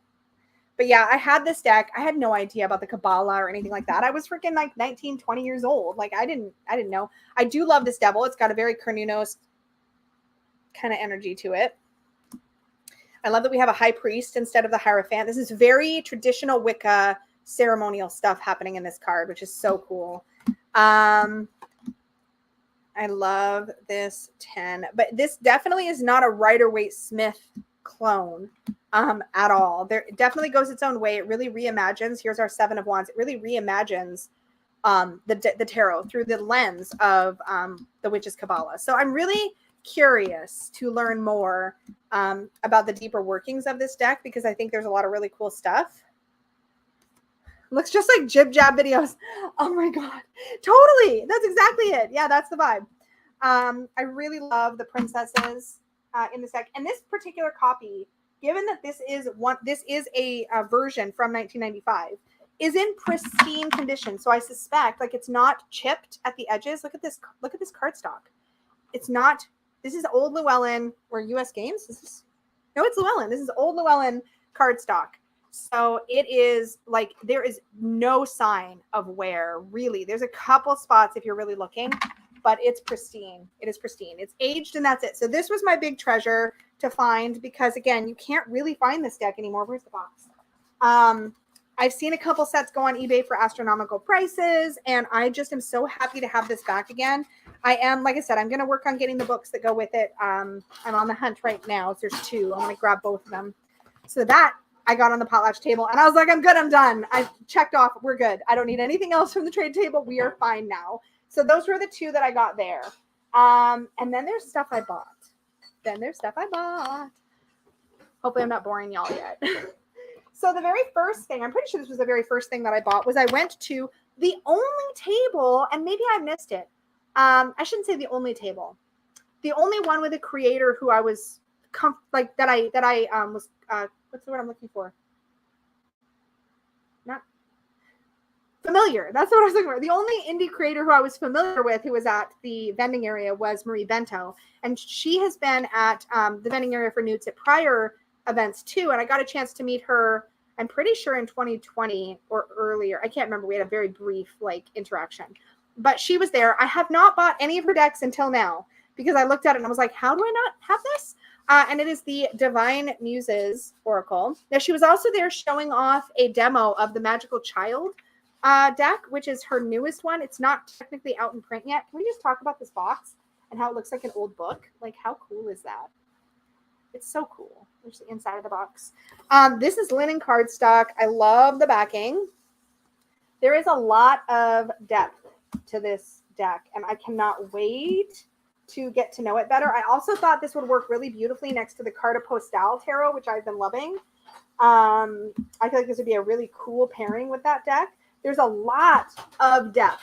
This is what excites me about this. This is an Oracle deck, but there is so much depth. There's a lot of archetypes in here. There's alchemy in here. I love this unknown card. I love that. That's awesome. It's just blank. There's Muses in here, obviously Divine Muses, Oracle. But the guidebook is kind of what sold me on this because the guidebook is really cool. She let you draw a card while you were there too. I have a Magical Child sample card.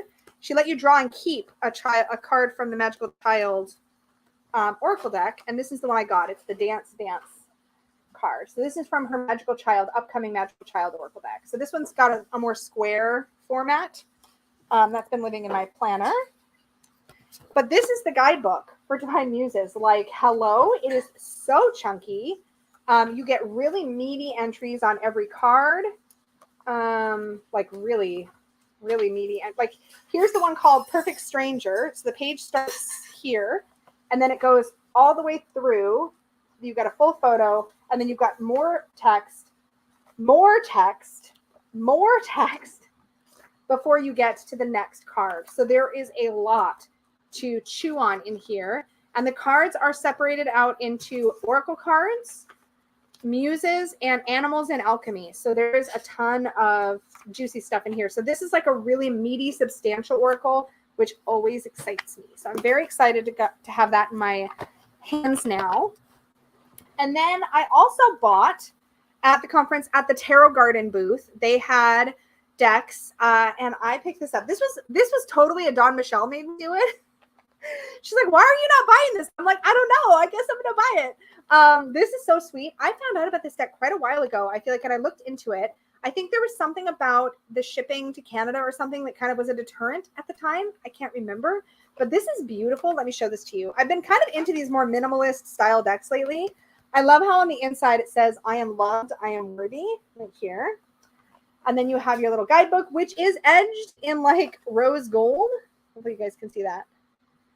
The actual guidebook is edged, which is so fun. The guidebook has little thumbnails and card write-ups for every card. And the deck itself, on the inside of the box, it says, I am confident, I am beautiful, and I am gentle. This is right up my alley, y'all. Is that what it is? Tarot Nat says, yes, it's a lot shipping. That's probably what it is then. There's the edges. I was really happy to be able to get a copy in person. Here's what the backings look like. It's all like minimal color palette.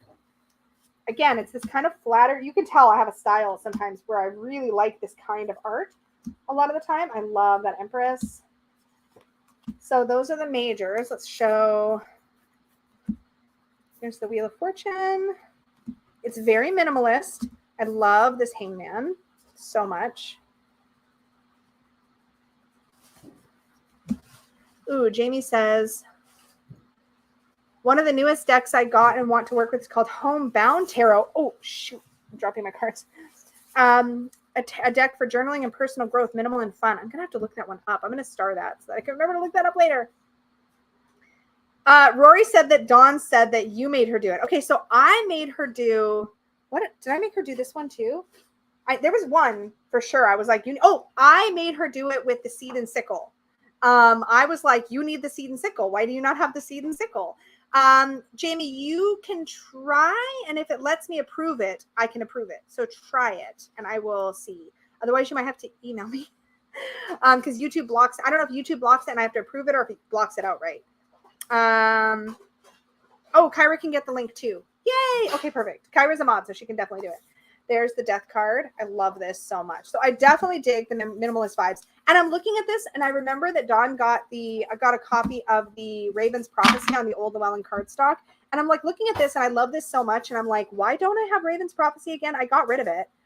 But when I look at these more, maybe I'm in a phase where I'm just really enjoying the more minimalist art. So let me show them the minors, because the minors are scenic, even though they're very clean and minimalist. So there's our 2 of Wands. So they're called crystals in this deck. There's the 3. Her back is to us, which I love. I love, love, love. Because that's how I see the 3. But then we do get some Pippish cards, right? But there's the 6. So it's a bit of a mix. But it maintains this minimalist vibe throughout the deck. I love this. Oops. I really love this 9 of crystals a lot.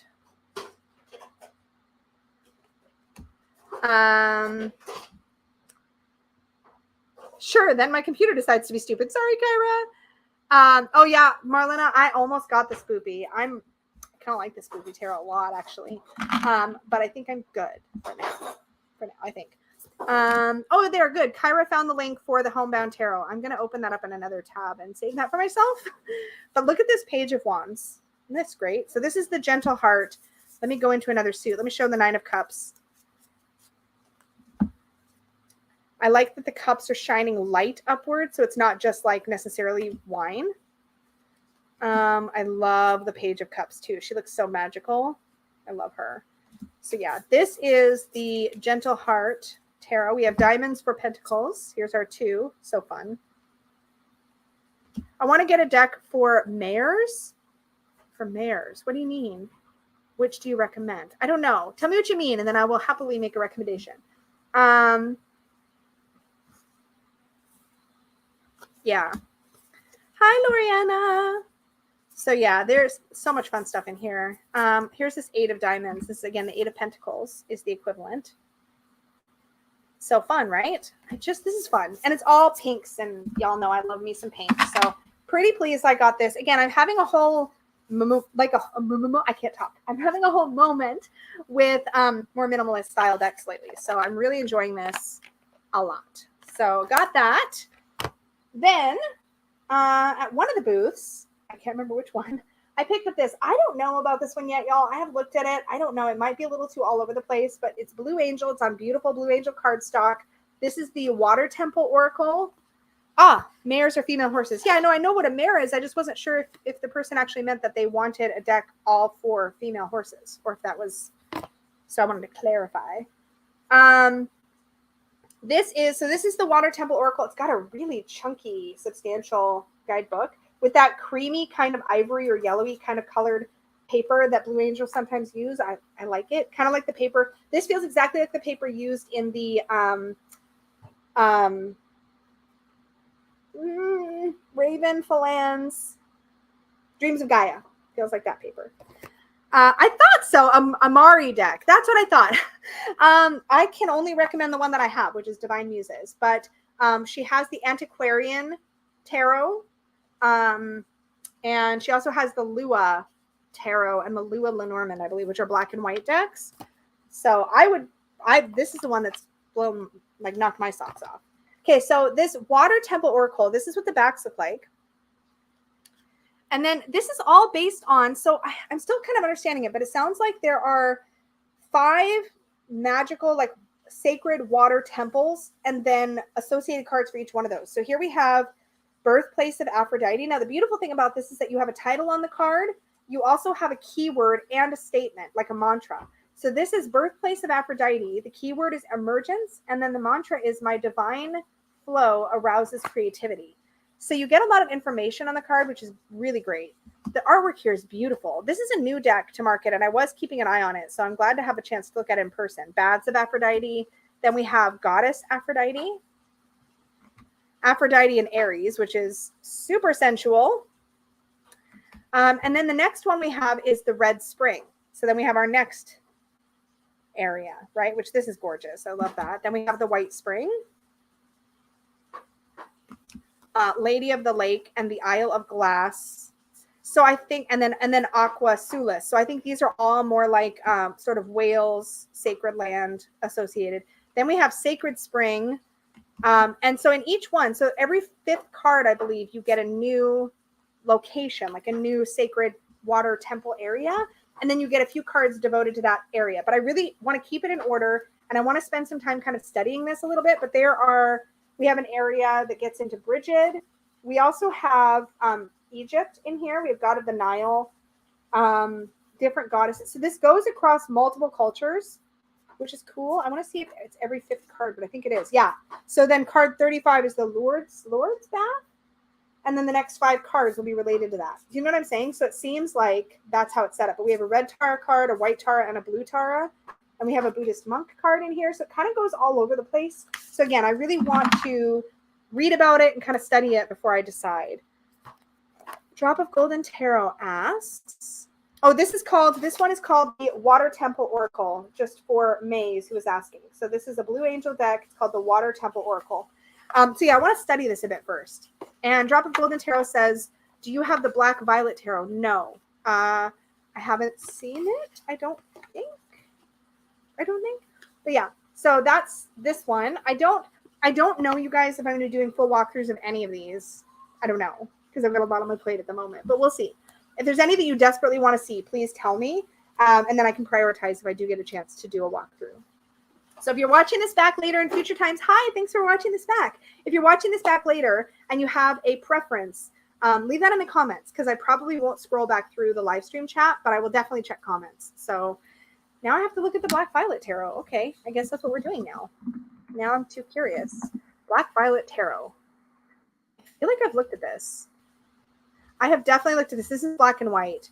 Y'all, I'm a much harder sell. I do like minimalist decks, but for whatever reason, I am a much harder sell on black and white. I don't know why. I really love my Little Odd Tarot, which is black and white. Adore that deck. Do I have any others currently in black and white in my collection? It's a hard sell for me on black and white. I don't know why. Because I've got decks that are like 2 other colors, and it's fine. So I don't know what my issue is. I don't know. I haven't looked at Homebound yet. Let me go look. I have it open though. Oh, excuse me. This is hold on. Let's look at this together. We might as well. Let's do this. Let's just share so we can live react, because that's what we're doing. Okay, so this is Homebound Tarot, the self-care tarot deck. Excuse me? Designed for journaling, self-reflection, building intuition, and anxiety management. This legit sounds right up my alley, honestly. I hate pop-ups. Oh, okay. I want to see more images. I want to see more images. Okay, let's hit shop now. Maybe that'll take us to more images. Yes. Okay, let's take a look at it. I feel like somebody might have told me about this, but maybe I couldn't cover it like in a hot takes for some reason or something. Maybe it was already out. Let's see. Can I? Oh, no. We can just page through the images down here. This is very minimalist looking. Like there's the Ace of Cups. So it's giving me a little bit of those vibes of like, was it the Lionscape Tarot by Destiny? It's giving me a little bit of those vibes, kind of like, it's like stick figure, kind of stylized stick figures in all the cards. Is there more pictures? There's not very many pictures. Yeah. So that's the 7 of Swords. I don't know how I feel about this one. I would be really curious to see, Yeah, it's very comforting and soothing looking for sure. I feel like visually it's not necessarily exciting me, but I would definitely be curious to see people talking about the guidebook. Cups express human emotion. They represent the water element. I want a guidebook entry, please. I'm such a brat. I'm like, show me this. I want to see this. It sounds like it's really lovely. I don't know. 120 pound silk cover cardstock. So cover stock is definitely not cord. That's not, there's a lot of decks I love that are not cord. So that doesn't necessarily mean anything. I would definitely want to hear somebody talking about this and like showing it on a video. If you guys know of anybody who's done a video on it, I would love to see, because this is one I probably, free shipping for Canadians too. That never happens. That never happens. This creator must be in Canada. Bye, Maze. Lots of good reviews. That's good. Okay, I don't know. We'll see on that one. I think I want to see more videos. Am I familiar with the Fairies Oracle deck by Brian Froud? Yes, I've had it since the 90s, or at least early 2000s for sure. I've had that deck. It's wonderful. It's wonderful. Very, also another deep oracle. Do you have it, Jamie? Yes, do a video and then tell me about it so I can go watch it. I also picked up, this is Carrie Paris's Fortuna's Oracle. Y'all, I have been wanting one of Carrie Paris's charm casting sets for forever. And I'm sure it was the price / shipping was why I never ordered one. But I took her class. This actually came with a really cool, but I don't understand it, spread cloth that I'll probably understand. But it's really fun. There's a lot happening on here. I want to know more about this so that I can use it. It came with this in this zipper pouch. It also came with a US $1,000 bill, like not a real one, obviously, but that's kind of fun. So that's kind of stuffed in there. I think this one is more around manifesting. That was what her class was about. And then you get in this tin, and I've already added stuff to it. Oh, Jamie, I missed your freaking casting. I just remembered I want to watch that one on Zoom too. There's all kinds of fun charms, and there are so many. There was like 108, I think, charms in here initially, and I added like 4. But there's a yes/no flippable coin in here that's plastic coated. I don't know if you're supposed to be able to get the coin out of this plastic. I don't think you are. If so, I haven't figured out how. Yes, thank you, Wampus. I think I answered that. I can't speak to a lot of Marie's stuff because I've only got this Divine Muses. It's the first one so far. But anyways, there's this coin. There's also a who, what, when, where, why, how dice, which is so cool. And so many charms. So fun. Oh, and a regular 6-sided die. I added a unicorn and a dragon, even though there was already a dragon in here. I also added a yoga pose, a tree pose charm in here. And I actually got this yin yang charm. I bought it at a vendor there for like $2. Where is it? There we go. It's really hard to see. It's a little yin yang charm. I bought that, and there was also already one in, and I think I just threw my extra one in anyways. So there's a bunch of stuff in here. There's like an ankh. There's so many charms in here. A scarab beetle, little scarab charm. I'm so bad at this. Okay, here we go. So yeah, I'm excited about this. When I came home, I have a few other charms to add. I have a little owl that somebody sent me ages ago. I've got a few of my own charms to also add in here. So I'm pretty excited to finally have a good charm casting set. I suspect that this one was designed to answer more manifesting kind of questions, because there's a lot of charms related to sort of fortune, money, luck, opportunity, harvest. There's a lot of those themes in here, which I think is the premise, because she does call this the Fortuna's Casting Oracle. And it says, let's see, lucky charms for creating fortunate outcomes. So I'm assuming she will put these on her website at some point. Maybe. I don't know if she did them just for the conferences, but I'm assuming she does have other charm casting sets on her website though. So if you're looking for one, but yeah, I wanted a good foundational set. But yeah, it's called the Fortuna's Casting Oracle, right? Yeah, Fortuna's Casting Oracle. CarrieParis.com is where you can find her sets in general. But she only had a few sets, so I like raced to the front of the room to hand her my money. I'm like, please take my money now. Thank you. So the rest of the goodies are from Powell Books and one thing I ordered online when I got back. So we're going to talk about those. Yeah, I remember charm bracelets for sure. And I also was into Pandora bracelets for a while, which were like a modern take on charm bracelets. I think those are less popular now. They were really popular for a while.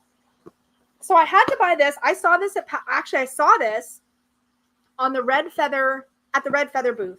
But the thing with the Red Feather booth, they were very, very kind there, by the way. But the way Red Feather was set up at the conference is that they had a booth. If you saw something you liked, you could order it online. Like you could order it from them, not online, but you could order it from them. They would give you a discount and free shipping within the US. But I'm from Canada. So I was like, I'm in Canada. And they're like, oh, so they would have given me a bigger discount, but they couldn't have given me free shipping. And I don't know how much shipping is going to be. And decks are heavy and expensive. So I was like, I'm just going to wait and get that later. But then when Dawn and I went to Powell Books, I saw it there. So I picked this up. Tarot of the Enchanted Soul by Yasmin Westwood. So I had a really cool experience looking at this deck. I saw it and I covered it in my hot takes, but I think there were some things that had changed or something. I remember hearing from somebody, but can we talk about how beautiful this box is? This is Red Feather. They did a really nice job on this one. So it opens up into this beautiful artwork. You have a nice big guidebook. And then the cards are, okay, small hand folks, I'm really sorry. The cards are huge, but I have to give props to Red Feather because the box quality on this one is really nice. It's all completely solid and reinforced at the top and bottom. So I think for shipping, this one is not going to have the issues they've had in the past with the box breaking and cards going everywhere. But it's a little magnetic closure. It's really nice. I'm real excited to get this. So it is gilded. It is big. So it's like I have big hands and I have strong hands. They had a demo of this at the Red Feather booth. I actually shuffled it before I bought it later because I was like, I need to like make sure I can shuffle it because it is big. But the cardstock is not, they've had that really stiff cardstock in the past. This cardstock has quite a bit of flex. So even though this is a big deck and it is gilded, it wasn't painful to shuffle. Let me see if I can even show it. I'm not going to actually mix it, but you guys, it's a stretch. And again, I have big hands. There's big borders. I can feel a stretch in my hands to shuffle, and it's slippery because it's gilded. Let's see if I can do this, but it doesn't hurt, right? And I get a pretty good mix. I'm going to unshuffle those now, though. So I'm going to show you the cards. So they have big borders and keywords. Now I have to say, the way this is designed, you can definitely trim it. And can I just say, this is the perfect tarot training wheels deck because the way each card is designed, you have the artwork. The title is within the frame of the artwork, but in the border, you have keywords. So if you wanted to learn the tarot and you wanted a training wheels idea where you can work with a deck that has keywords, learn the deck really well, and later trim it off, you totally can. And then once you trim it, you're going to have, I think, a fairly standard sized tarot. So this is really a smart design on the part of Red Feather. I feel like this is really smart. This would be really hard to riffle shuffle for anybody with weaker, like not weak, but like less. I have really meaty, strong hands, and like I can stretch quite a lot with my hands. So this is not a problem for me to shuffle, but it is a stretch. So yeah, but once it's trimmed, especially if you use Dawn Michelle's guillotine cradle method to trim it properly, this would be a perfect size, and the artwork is just stunning. So here we have the Fool, and the keywords are innocence, freedom, new adventure, leap of faith, wonder, and naivete. But it's absolutely gorgeous. That like open book, it's like a book, but it's also a portal. Like it's so, like, look at that. It's dreamy and beautiful. Here's our magician. We're going to gush about this deck for a few minutes because I think it's really, really, really gorgeous. The High Priestess. So pretty. It's very dreamy. This reminds me a little of the Tarot of Mystical Moments, but it stays a little more in the box as far as the meanings, whereas Tarot of Mystical Moments kind of goes way out there with some of its art. This definitely, like, look at the dragon on his shoulder. Look at it. There's a lot of symbology in every card. I love the Mentor for the Hierophant. Love, love, love, love, love, love, love, love, love. Yeah, I would say it's digital collage. I'm really bad at knowing what stuff is, but yeah, it appears to be digital collage. There's the Lovers. We do have choice on there, which, as we know, is a really important keyword for me personally with the Lovers card. There's the Chariot. It's just beautiful. It's so dreamy. This is a new release. This Strength card, y'all. This Strength card, though, But yeah, this would take to a trim very, very well. And because the backings, which I don't think I've showed yet, are this, your backings will be uninterrupted by a trim as well. So I'm tempted to get a second copy to have a trimmed and untrimmed version, actually, because it's really, really pretty. I do really enjoy the keywords, though. So, and I don't end up with many cards with keywords because I either end up trimming them off or they don't align. And this one has been very well aligned with me. Look at this. So they changed the hanged one to perspective. And I love this so much. I could just sink in. This would be such a beautiful deck for path working. Look at how beautiful that is. It's just stunning. Look at, oh, death is just, it's breathtaking, you guys. Temperance. It's out of the box. Like, it's not just like a clone. You know what I'm saying? But I love that they have a group of keywords. It's not just one. So again, this would make an excellent training wheels style deck, right? Where you get to know it. And then you're able to look at this tower. This is everything I want in a tower. Everything I want. Amazing. Amazing. I know. It's so pretty. You guys are just gonna hang out here for a minute. I'm sorry if you're bored. We're just gonna hang out. The moon. Yeah, color is used really powerfully, and then you have the contrast with the sun. I love this merry-go-round. Judgment. It's got a little bit of a little hint of a steampunky kind of vibe to it too. Yes, I will send you a picture of the hanged man. Kyra, my brain just I glitched there. The world. I love the crown on the world. Okay, so we'll look through the cups and then I'll probably put this away. So if there's another card that you want to see other than the cup suit, let me know. I obviously checked out the cups before I purchased this deck because I have feelings about the cups and I really like them. I always hunt right away for the 9 of cups. There's the 5. So pretty. The 6, which I think is the image on the box. It is. That's the image on the box. The devil. I did show that one, but I'll show that one again. 7. 8. I love this 8 of cups too. I love that she's walking through the door. The door is, but there's a bright golden light. You can tell she's walking towards the positive here. Here's the 9 of cups, y'all. It's so good. It's a happy Buddha. It's a happy Buddha. I love it so much. Wishes, satisfaction, happiness, dreams coming true, warmth, and joy. So gorgeous. Okay, I'd love to see the Queen of Wands, 3 of Swords, and 10 of Swords. Okay, so I will, and the 8 of Swords. Okay, there's the 10 of Cups. Y'all, why don't we just finish the flip through? Any objections? I'll just finish the flip through. It's fine. I'll just pause and show the devil again first. So here's the Page of Cups. One of my significators. I freaking love it. It's on a dream, like a dream boat. You know what I mean? The Knight of Cups. I like it when the Knight of Cups has a bit of that like romance cover vibe because that's so the energy of the Knight of Cups. Here's our Queen of Cups. But do you guys see those hints of like sort of steampunkiness? Yeah, we'll just keep going through the whole flip through. Why not? Because I'm probably not going to have time to make a dedicated walkthrough. I love him so much. Okay, so that's the King of Cups. So I'm going to quickly grab the devil because somebody asked about that. And then we're going to continue on through the rest of the deck. So let me find the devil and show that again real quick.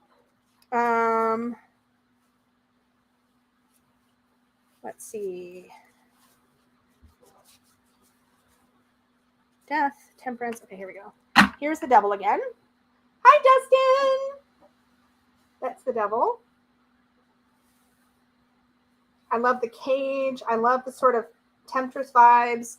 Keywords are obsession, control, domination, addiction, temptation, materialism, and ambition.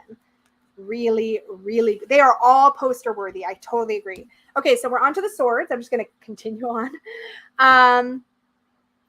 Ace of Swords. God, so pretty. 2 of Swords. It is a very blue deck, I've noticed.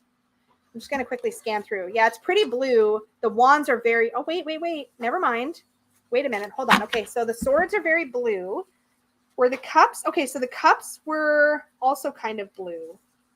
I feel like the cups go a little more, oh, it is a different shade. But the cups are, they have a lot of these kind of sea foamy green kind of blues in the background. But they do have some straight up blue as well.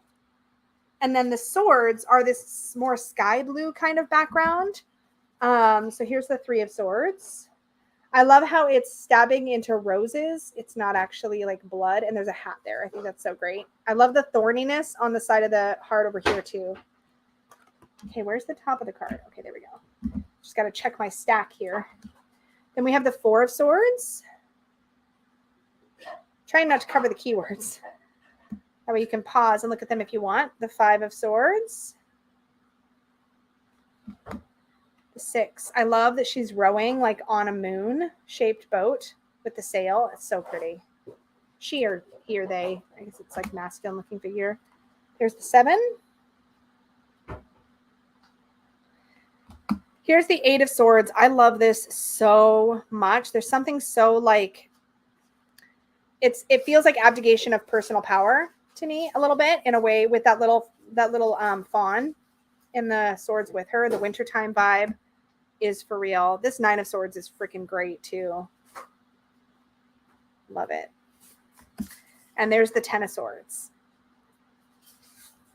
I love how that highlight around her eye, that like your eye is going to open. It's also highlighting that she's bruised there. Wow, this could be potentially triggery for folks. I just noticed that, so just be aware. Page of Swords. Knight of Swords. This is giving me like modern She-Ra vibes in all the best ways. Queen of Swords. I like that the courts feel dynamic. They feel really different. The keywords for the Queen of Swords: quick-witted, independent, honest, principled, intellectual, aloof, divorced. Here's the King of Swords. Oh, I dropped it. Okay, so now we get into our wands. They do feel fiery. So here's our Ace, our 2, 3. Oh, I love this. I really like when the Three of Wands shows this idea of like taking off or of transportation, like going somewhere, right? What are the keywords? Confidence, expansion, growth, foresight, waiting, shipping, commerce, and exploration. Here's our Four of Wands.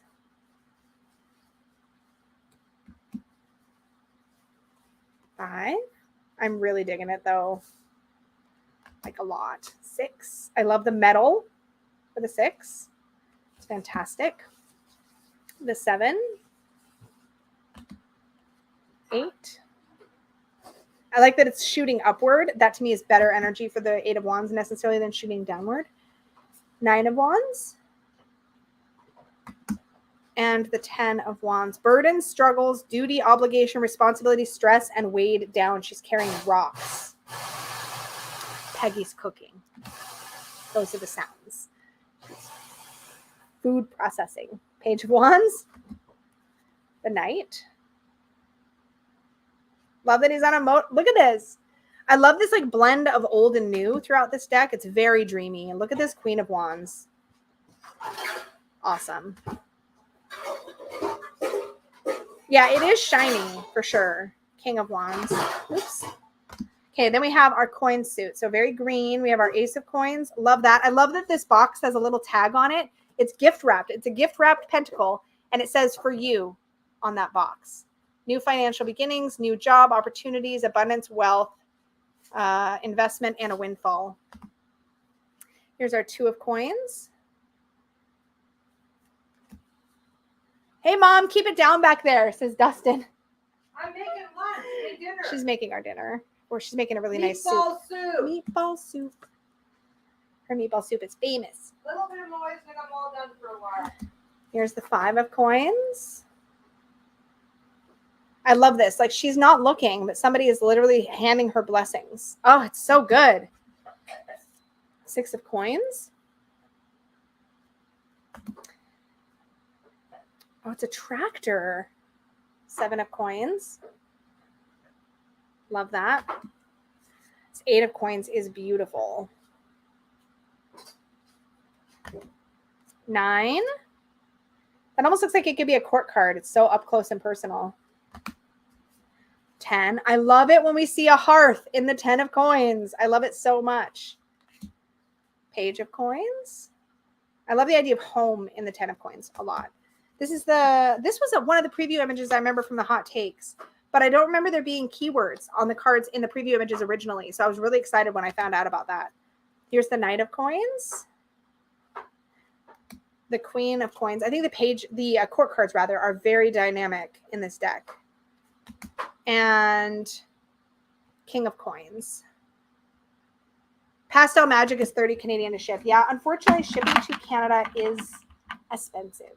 It's cheaper for us to ship out from Canada usually than for people to ship into Canada, which is a darn shame, but it is what it is. Shipping within Canada is weirdly more expensive often than shipping out of Canada to the US, which is weird. So the guidebook, this is what our interior sections look like. So for every card, you have a thumbnail. You have a quote, which is very exciting. I wonder if we have that through the minors too. We still get a quote in the minors. That's awesome. I love quotes. And then you have keywords. You have a bit of story. You have a meaning. You have person. You guys, hold on. We need to do this right now. Okay, that's exciting. I didn't know this. Okay, hold on. Dustin sent Mom a snarky glide. You have a glide from Dustin, babe. Oh, I have a glide? You do. Okay. I'll have to go look. So there's our chariot. I'm almost done, guys. Okay, so it says in the book, and I wonder if it does this through the whole deck. We're about to find out. But your sections are keywords, then story, then meaning, then person. So listen to what it says about the chariot. The chariot person is someone who's constantly on the move. They do not like staying in the same place for long. She's grinding again. What is happening? Okay. This one's for Dustin. Did you hear that? She's like, this one is for Dustin.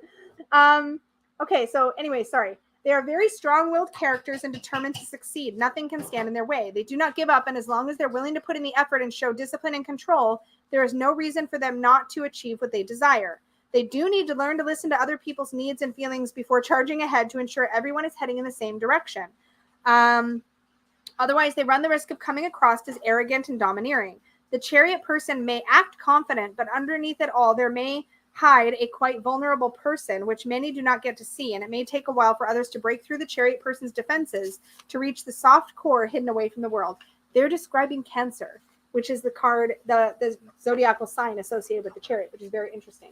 So you do get this as a person for every major arcana, which is super exciting. And then you also get a section called Thoughts that, for example, for the chariot says, this is a really good guidebook. The chariot says, what does success mean to you? What are your strategies for maintaining focus and control when there's chaos around you? So you get this little thought section. So let's check the minor arcana real quick. So we don't get... Okay, so for the minor arcana, you don't get all that, but you do get a quote. You do get keywords. You get the meaning here, and you do get the little thought section at the bottom. So for the 10 of Cups, the thought is take a moment to look at who or what makes your life complete. How do you acknowledge that? If you don't, think of ways in which you can. So there's like kind of like a life advice, personal growth style message at the bottom of every card. But I think it's really cool that through the major arcana, you get this person energy, which is really interesting. Oh, look, there's even like a page showing all the majors. Sorry, we're just like going to gush about this deck for a minute. Are there any spreads in here? Let's see. Oh, there are. So, okay, so there's an explanation in the beginning of the majors, the minors, and the court cards. I love that court cards get their own little call out. I have feelings about that. Information on how to do a reading, of course. Then we have a 3-card spread, a 4-card love spread, a 5-card spread, a 7-card relationship spread, a 10-card Celtic cross, and a 12-card astrological spread. That's cool. And a 16-card general spread, which is like future casting stuff. And then that's it. Into card descriptions. Is there anything in the back? Just acknowledgments in the back. And there's Yasmin Westwood, who is the creator of this deck. Now, I don't know. Did she do... I think she did everything for this. Yep. A self-taught photo manipulation artist living in Perthshire, Scotland. Her first tarot, the Tarot of Enchanted Dreams, which, by the way, you guys, that deck is so beautiful, but I just couldn't. I wasn't aligning with it. I'm not sure why, but this is gorgeous.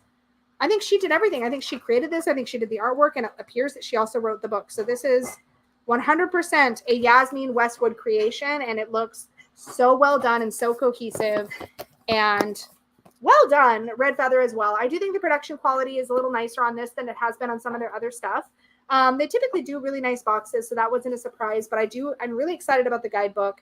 I'm really excited about the card stock. It's flexi. Their last gilded decks have been really stiff and hard and painful to shuffle. So yeah. So that is the last deck I got. We've been here a bazillion hours. Thank you for hanging out with me. I appreciate it so much. Let's talk about, there was a couple of other little goodies. I did get this on the Potlatch table. I thought that was so fun. It's a tea light holder. It's like a little resin tea light holder that looks like a, what do you call this? Why can't I? Honey, what is the thing called you do a Ouija board with? I'm having a brain, what? Planchette. I have a total brain fart there. Anyways, I think that's so fun, but it's pink. It's a pink planchette. It's totally my aesthetic. So I scooped that up because I think that's super cute and it's like the perfect size for a little tea light. I thought that'd be super fun on my tarot table. So I got that. And then I forgot about the crystals. Let's show those. So Peggy surprised me. I got back from Powell's with Dawn and Peggy had gone to the vendor area and she had purchased for me a raw piece of malachite, which is stunning. So let me show it to you. Oh, it's not going to catch the light in this lighting. It's really got some shine. Let me just get the bag out of the way. It is got this surreal kind of sheen. It's catching it a little bit on it. It's beautiful. So I have that beautiful raw piece of malachite. And then I went to the same vendor actually because I really liked her stuff. And she was the sweetest energy. And Dawn found this and then said I could buy it because she found a different piece she liked. But this is labradorite. Look at the flash. I am a sucker for labradorite, but look at that. It's got this solid blue flash on this side, like you're looking into the sea. It's just completely flash underneath.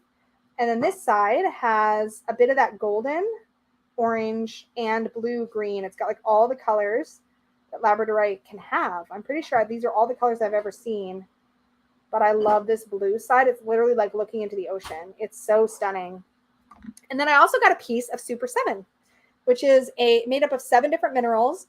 This particular piece, it feels almost like a tooth, but it has this like notch. I don't know how to describe it.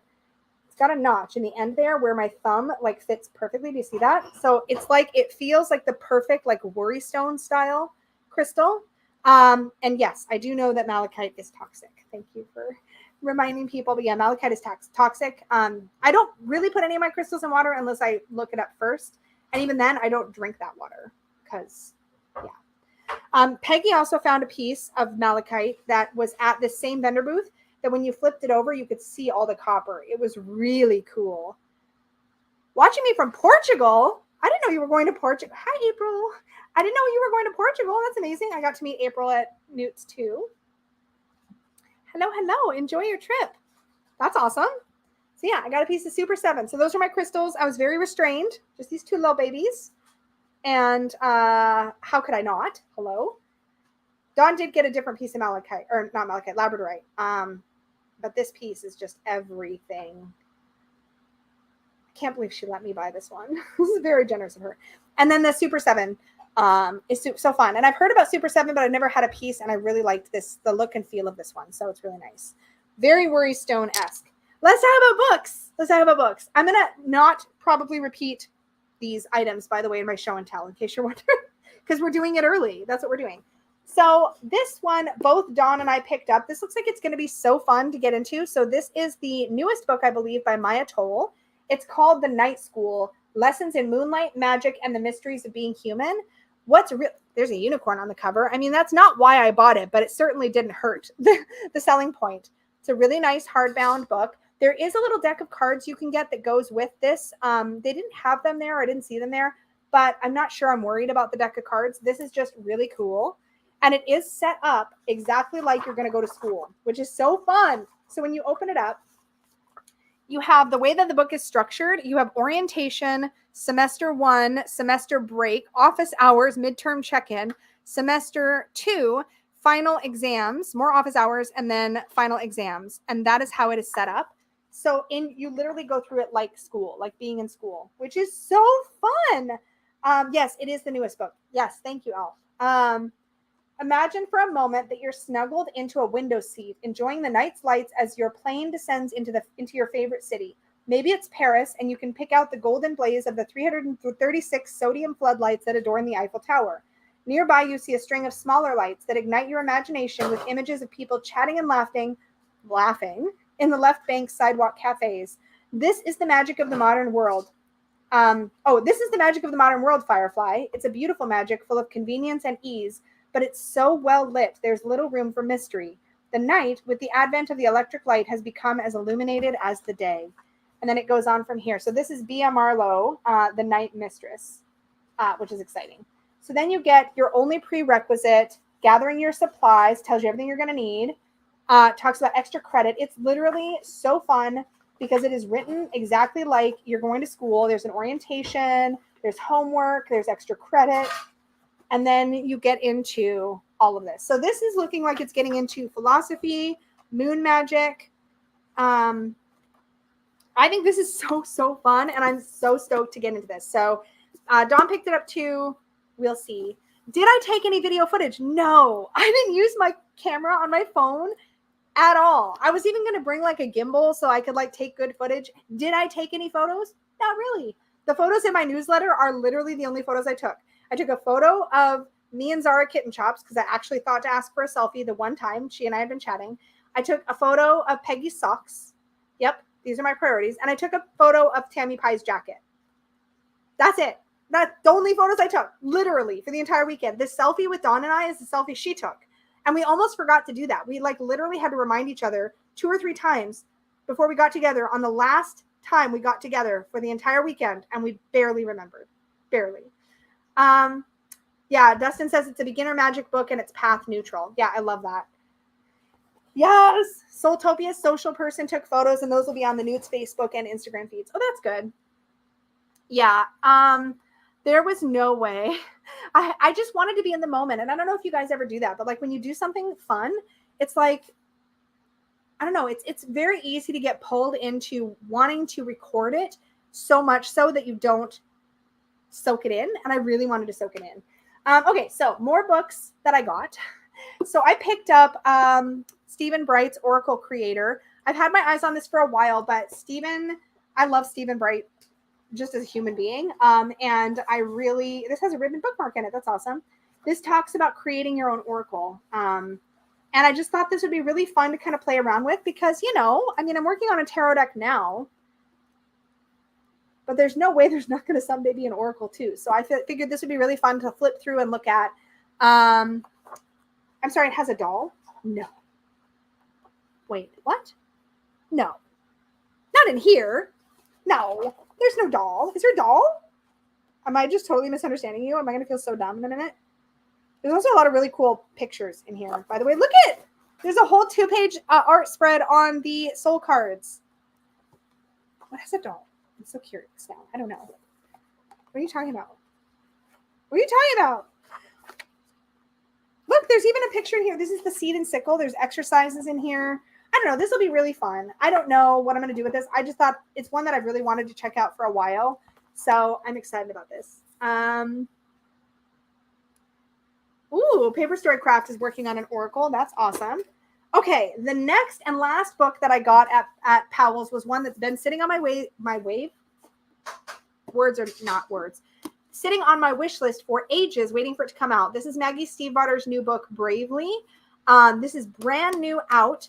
This is about, this is a Disney licensed. There's a little castle. So I think Maggie Stiefvater is going to be doing some Disney based books. Hello, can we not focus on the Disney castle? Jeez, wasn't that big of a deal. Anyway, and I have my Powell's map. I'll show you guys that in a minute. So this is about Merida of Dunbrook. And I'm excited to get into this so much. So I'm really looking for it. I love fairy tale retellings. I love different takes on characters that I already know. And I love Maggie Stiefvater's writing style. So I'm really, really excited to get into this. If you don't know, she is the author of the Raven Cycle series that the Raven's Prophecy Tarot is based on. She's also the author of the Scorpio Races, which I have on my Kindle but have not read yet. But I'm really excited about this. Really excited about this. Yes, Zara was totally there. Yes, Kitten Chops was there. So I got that. Powell's, you guys, it takes up an entire city block. I just want to show you because it's very overwhelming. We were really only in the metaphysical. This is a bookstore, yo.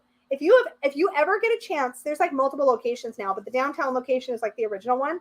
If you ever get a chance to go to Portland, go to Powell's. Make sure you go when you have energy and your feet don't hurt. We spent a lot of time in the purple area, which is where metaphysics is, right here. In fact, there's a star right near where metaphysics is, right here. Right here. That's where we were. This is where the tarot and the metaphysical stuff was. We did spend a little bit of time in the green room also because we'd come in there. But this is, I had to pick up a map because I was just like, I've got to be able to show people what I mean. Like when I say Powell's, what's on the back? Is there a poster? Oh, okay. That's really cool. Look at this. Powell City of Books. It's a poster on the back. How fun is that? So that was the only like souvenir I picked up. But Powell's is one of my favorite places ever. And I like to make a point of going when I'm in Portland. The very last thing I have to show, the very last thing, and then I can answer any questions if y'all have questions about anything, was when we were at the Tarot Symposium, we saw Mark Horn's discussion on Kabbalah, and it was really cool.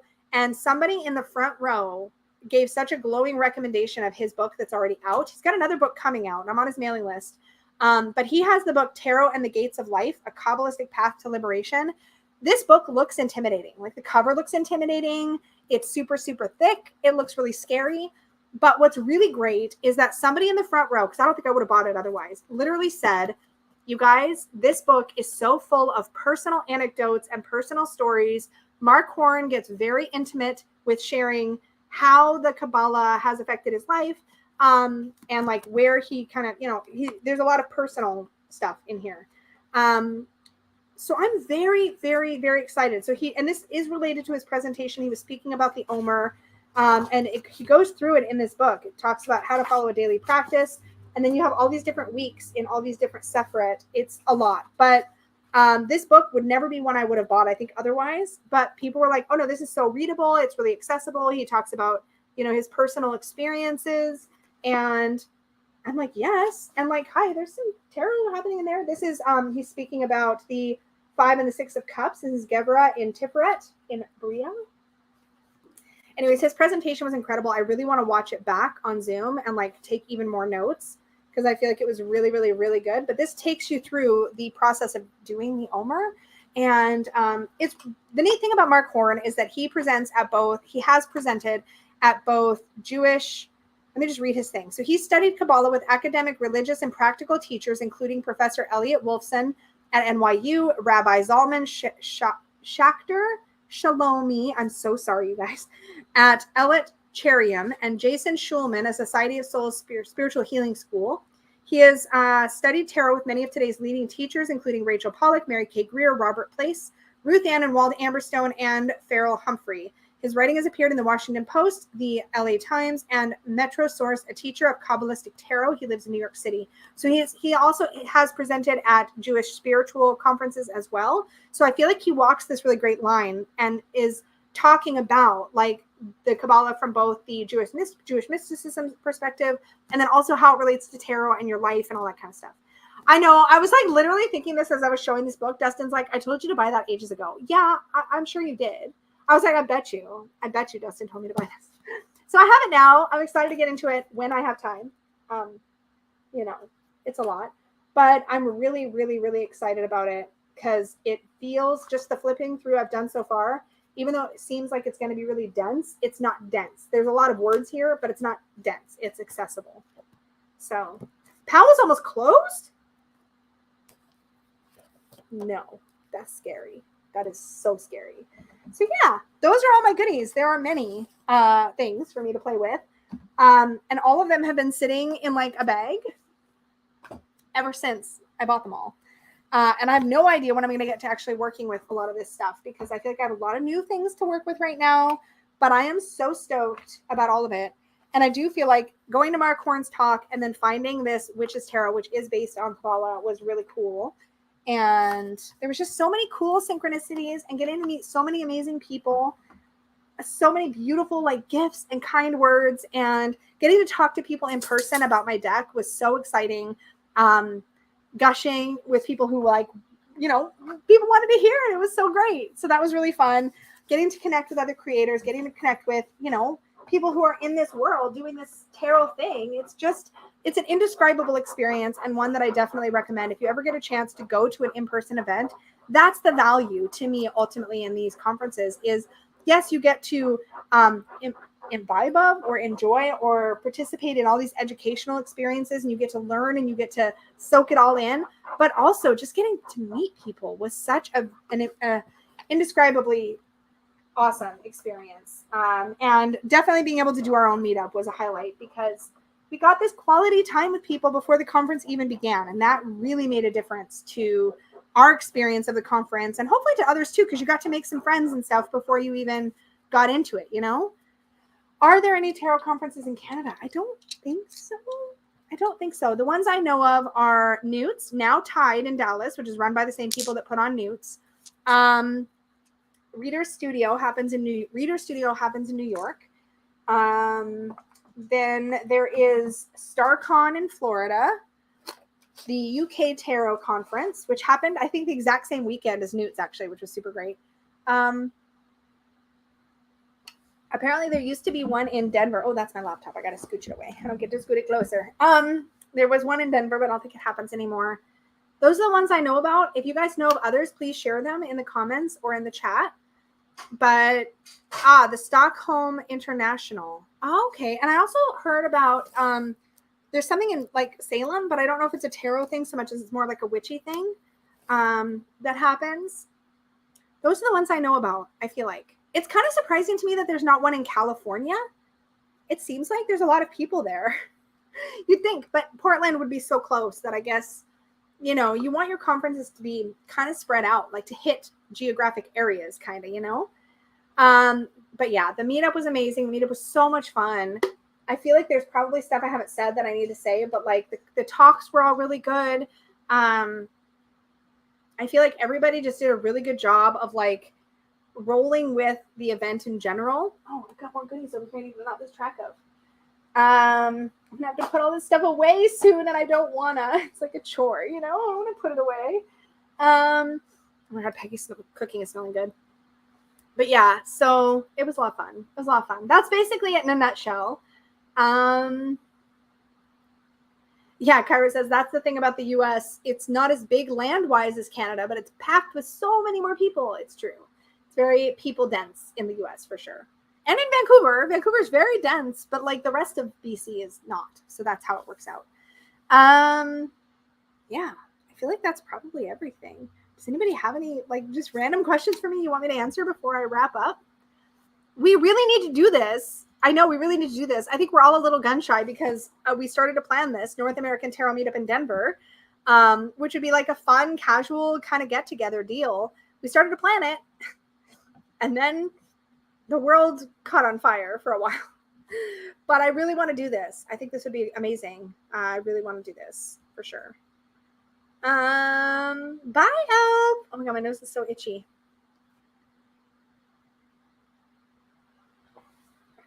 Rough timeline. We know the rough timeline would be around the Gem and Mineral Show in Denver. That would be the plan. Did I go to the Rare Book Room in Powell's? No, I didn't see very much at Powell's. We were also real tired because we basically did all day Friday. So Thursday, Peggy and I got in, like we drove from like 8 a.m., got into Portland around 4 p.m., got checked in, got what we needed to go to get, went straight to the meetup, the tarot meetup, did that until like past bedtime, go home, go to bed, get up the next day. It was a full day of keynotes at the conference, and then went to dinner, go to bed, get up Saturday, went to a couple talks, and then left to go to Powell's, and then came back, and then did more stuff, went to more classes, went to dinner, and then same thing kind of Sunday. It was very, very full on all weekend long. So yeah, we were at Powell's for about 2 hours, I would guess, and spent the entirety of that time pretty much in the metaphysical section. Yeah. Yay, I'm so glad you were able to catch the live, Esley. Awesome. Yeah, we did drive. But it's drivable, right? It's about 5 hours of straight driving, roughly, not including excess traffic. There was a couple traffic hiccups.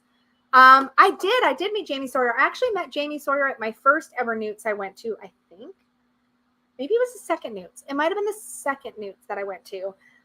We chatted with her a bit at the booth. Peggy and Jenna of Moonlit Fae, they had the greatest chat. They were like just hanging out, having shop talk. It was great. They got along really well. That was awesome. I don't think we really had a chance to talk to Jenna before. I feel like I talked to Jamie, but not so much Jenna in the past. So it was nice to get a chance to just kind of sit and chat with them a little bit. We went when the vending area was quieter. Did we go to Sizzle Pie? No, I didn't know about Sizzle Pie. Maybe we'll have to get pizza next time. Okay, for sure. Yay. I'm glad you love the emojis, Miss Tree. That's awesome. Yes, they're great. They're great. Check out Cosmic Coven Rainbows. What's that? Is that a deck? Is it a book? What is it? I want to know. So yeah. So I guess, yeah, I feel like that's it. I will probably do a video update on the deck on the Unicorn's Journey sometime next month, probably. Other than that, if you want your updates, I do babble a little bit behind the scenes stuff for the Unicorn Fam, Magical Unicorns and Up. And then the newsletter will go out as I have updates. Are there any other website sites that aren't Facebook to do tarot trades? No. But I would suggest check out meetup.com if you're not on Facebook and see if there's any local tarot-related gatherings in your area. Because I would imagine if there are local tarot gatherings, there would probably be trading at least some of those events. Also check with your local metaphysical stores because Phoenix Rising Metaphysical in our area, they do occasional community tarot or deck trading events. So check with your metaphysical stores. They either can tell you if they do an event like that, or maybe they're interested in hosting an event like that. And then you can meet people in your area that want to trade. Yeah, I feel like Facebook is where a lot of people hang out, but I will point out that most of the time you can still get the information you need elsewhere too. And I get why people might not want to be on Facebook. What, Dustin? He said in all caps my name. What? I feel like my mom just yelled at me. Lisa! What? Yeah, Tarot Geek says that, yes, we have had some in Eugene before. They're just meetups and trades. Did I see the Ephemera Tarot on Kickstarter? No. No. Let me go look. Kickstarter. Ephemera Tarot? Ephemera? Oh, I did. This, no thanks. Let me just share it with you guys so you know what I'm looking at. There we go. This is the Ephemera. This is by the creator of the True Black. I'm sure it's going to be beautiful. But the thing I didn't like about the True Black was all of the like art model bodies. They literally look like statues, like Greek or Roman statues almost. Like these like body, it's like this body perfect deck. I don't know. It's just not necessarily my style. Did I just break my, I was fiddling with my cup and I just broke the lid. Sweet. I think it's not broken. I think it just came apart. It's in pieces now. No, so anyway, not my style, but it is pretty. I think if I was going to get a deck like this, I probably would have preferred the True Black. This is really, it's really beautiful. It's just not, I don't think it's something that I would use. Yeah, I'm totally breaking things. Hold on. Let me go back to full screen for a second so I can put my stuff back together. There's this like, it's got this like metal piece. I feel like I've done this before. I feel like I've broken this before. I think I've done this in the past. So that the magnet thingy works. Where do I put? Oh, maybe I did break it, yo. Does it snap back together? Oh, I see. Okay, hold on. Pardon. I'm just going to be on a live stream fixing my stuff. Hold on. Hold on.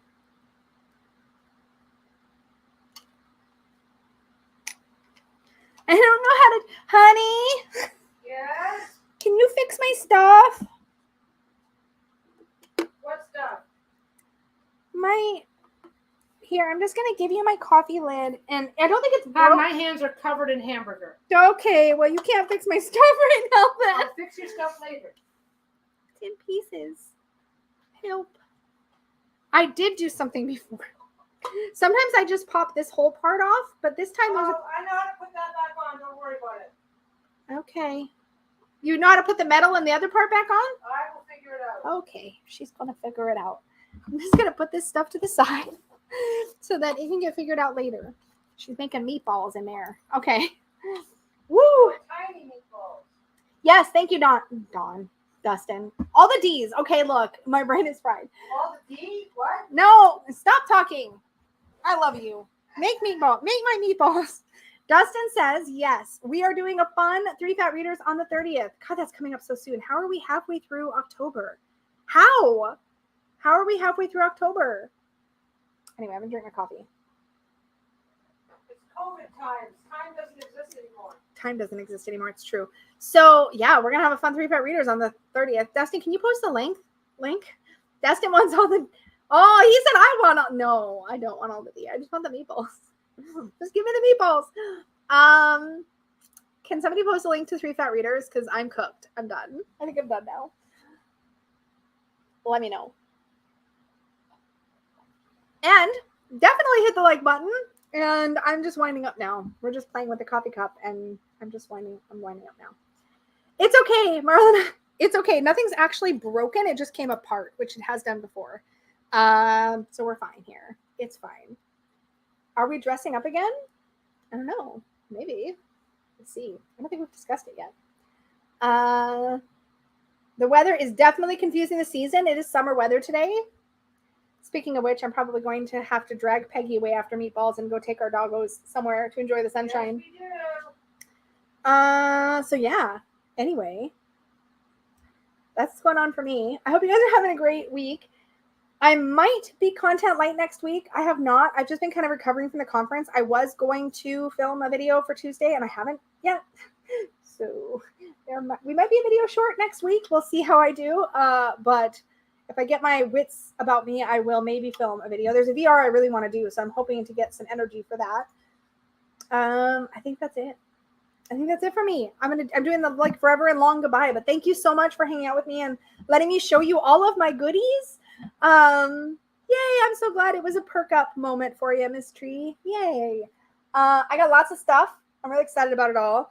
A few things will also show up, I'm sure, in show and tell, but most of these probably won't. So my monthly recap will have other stuff that I'll be focusing on probably, unless I actually get a chance to work with some of this. But it was a really, really, really good time. I had a blast, and I can't wait to go again. So, yeah, that was it. Thank you so much, everybody. Yay, thank you. And definitely stay tuned about the Unicorn's Journey Tarot. I will keep you all posted. As I said, the newsletter is the best place to stay up to date on all the official updates. So make sure you've whitelisted Lisa at supportivetarot.com, because that is my email address that the newsletter comes from. That's my main website email address.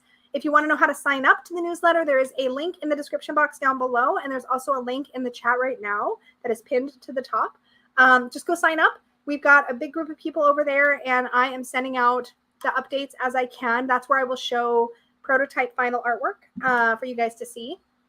And if you really want to hear occasional gushing or hear me agonizing about decisions or talking about little things that are happening along the way, the more extensive behind the scenes rough kind of update stuff, that's pretty much happening in the membership in the Magical Unicorn and up tier. So that's where I'm doing that. But I'm trying to bring you guys along the way at whatever level you want to be brought along the way for. And I will do an update here on YouTube as well as I can.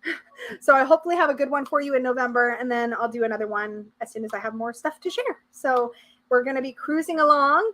And I'm so glad the newsletter happened well. I haven't done a newsletter literally in years. So I was like, oh, this isn't so hard. It's fine. So yeah. Anyway. Okay. That's all I got. I'm saying goodbye. You guys have a good rest of your day, and may your magic always shine from the inside out. Bye, guys.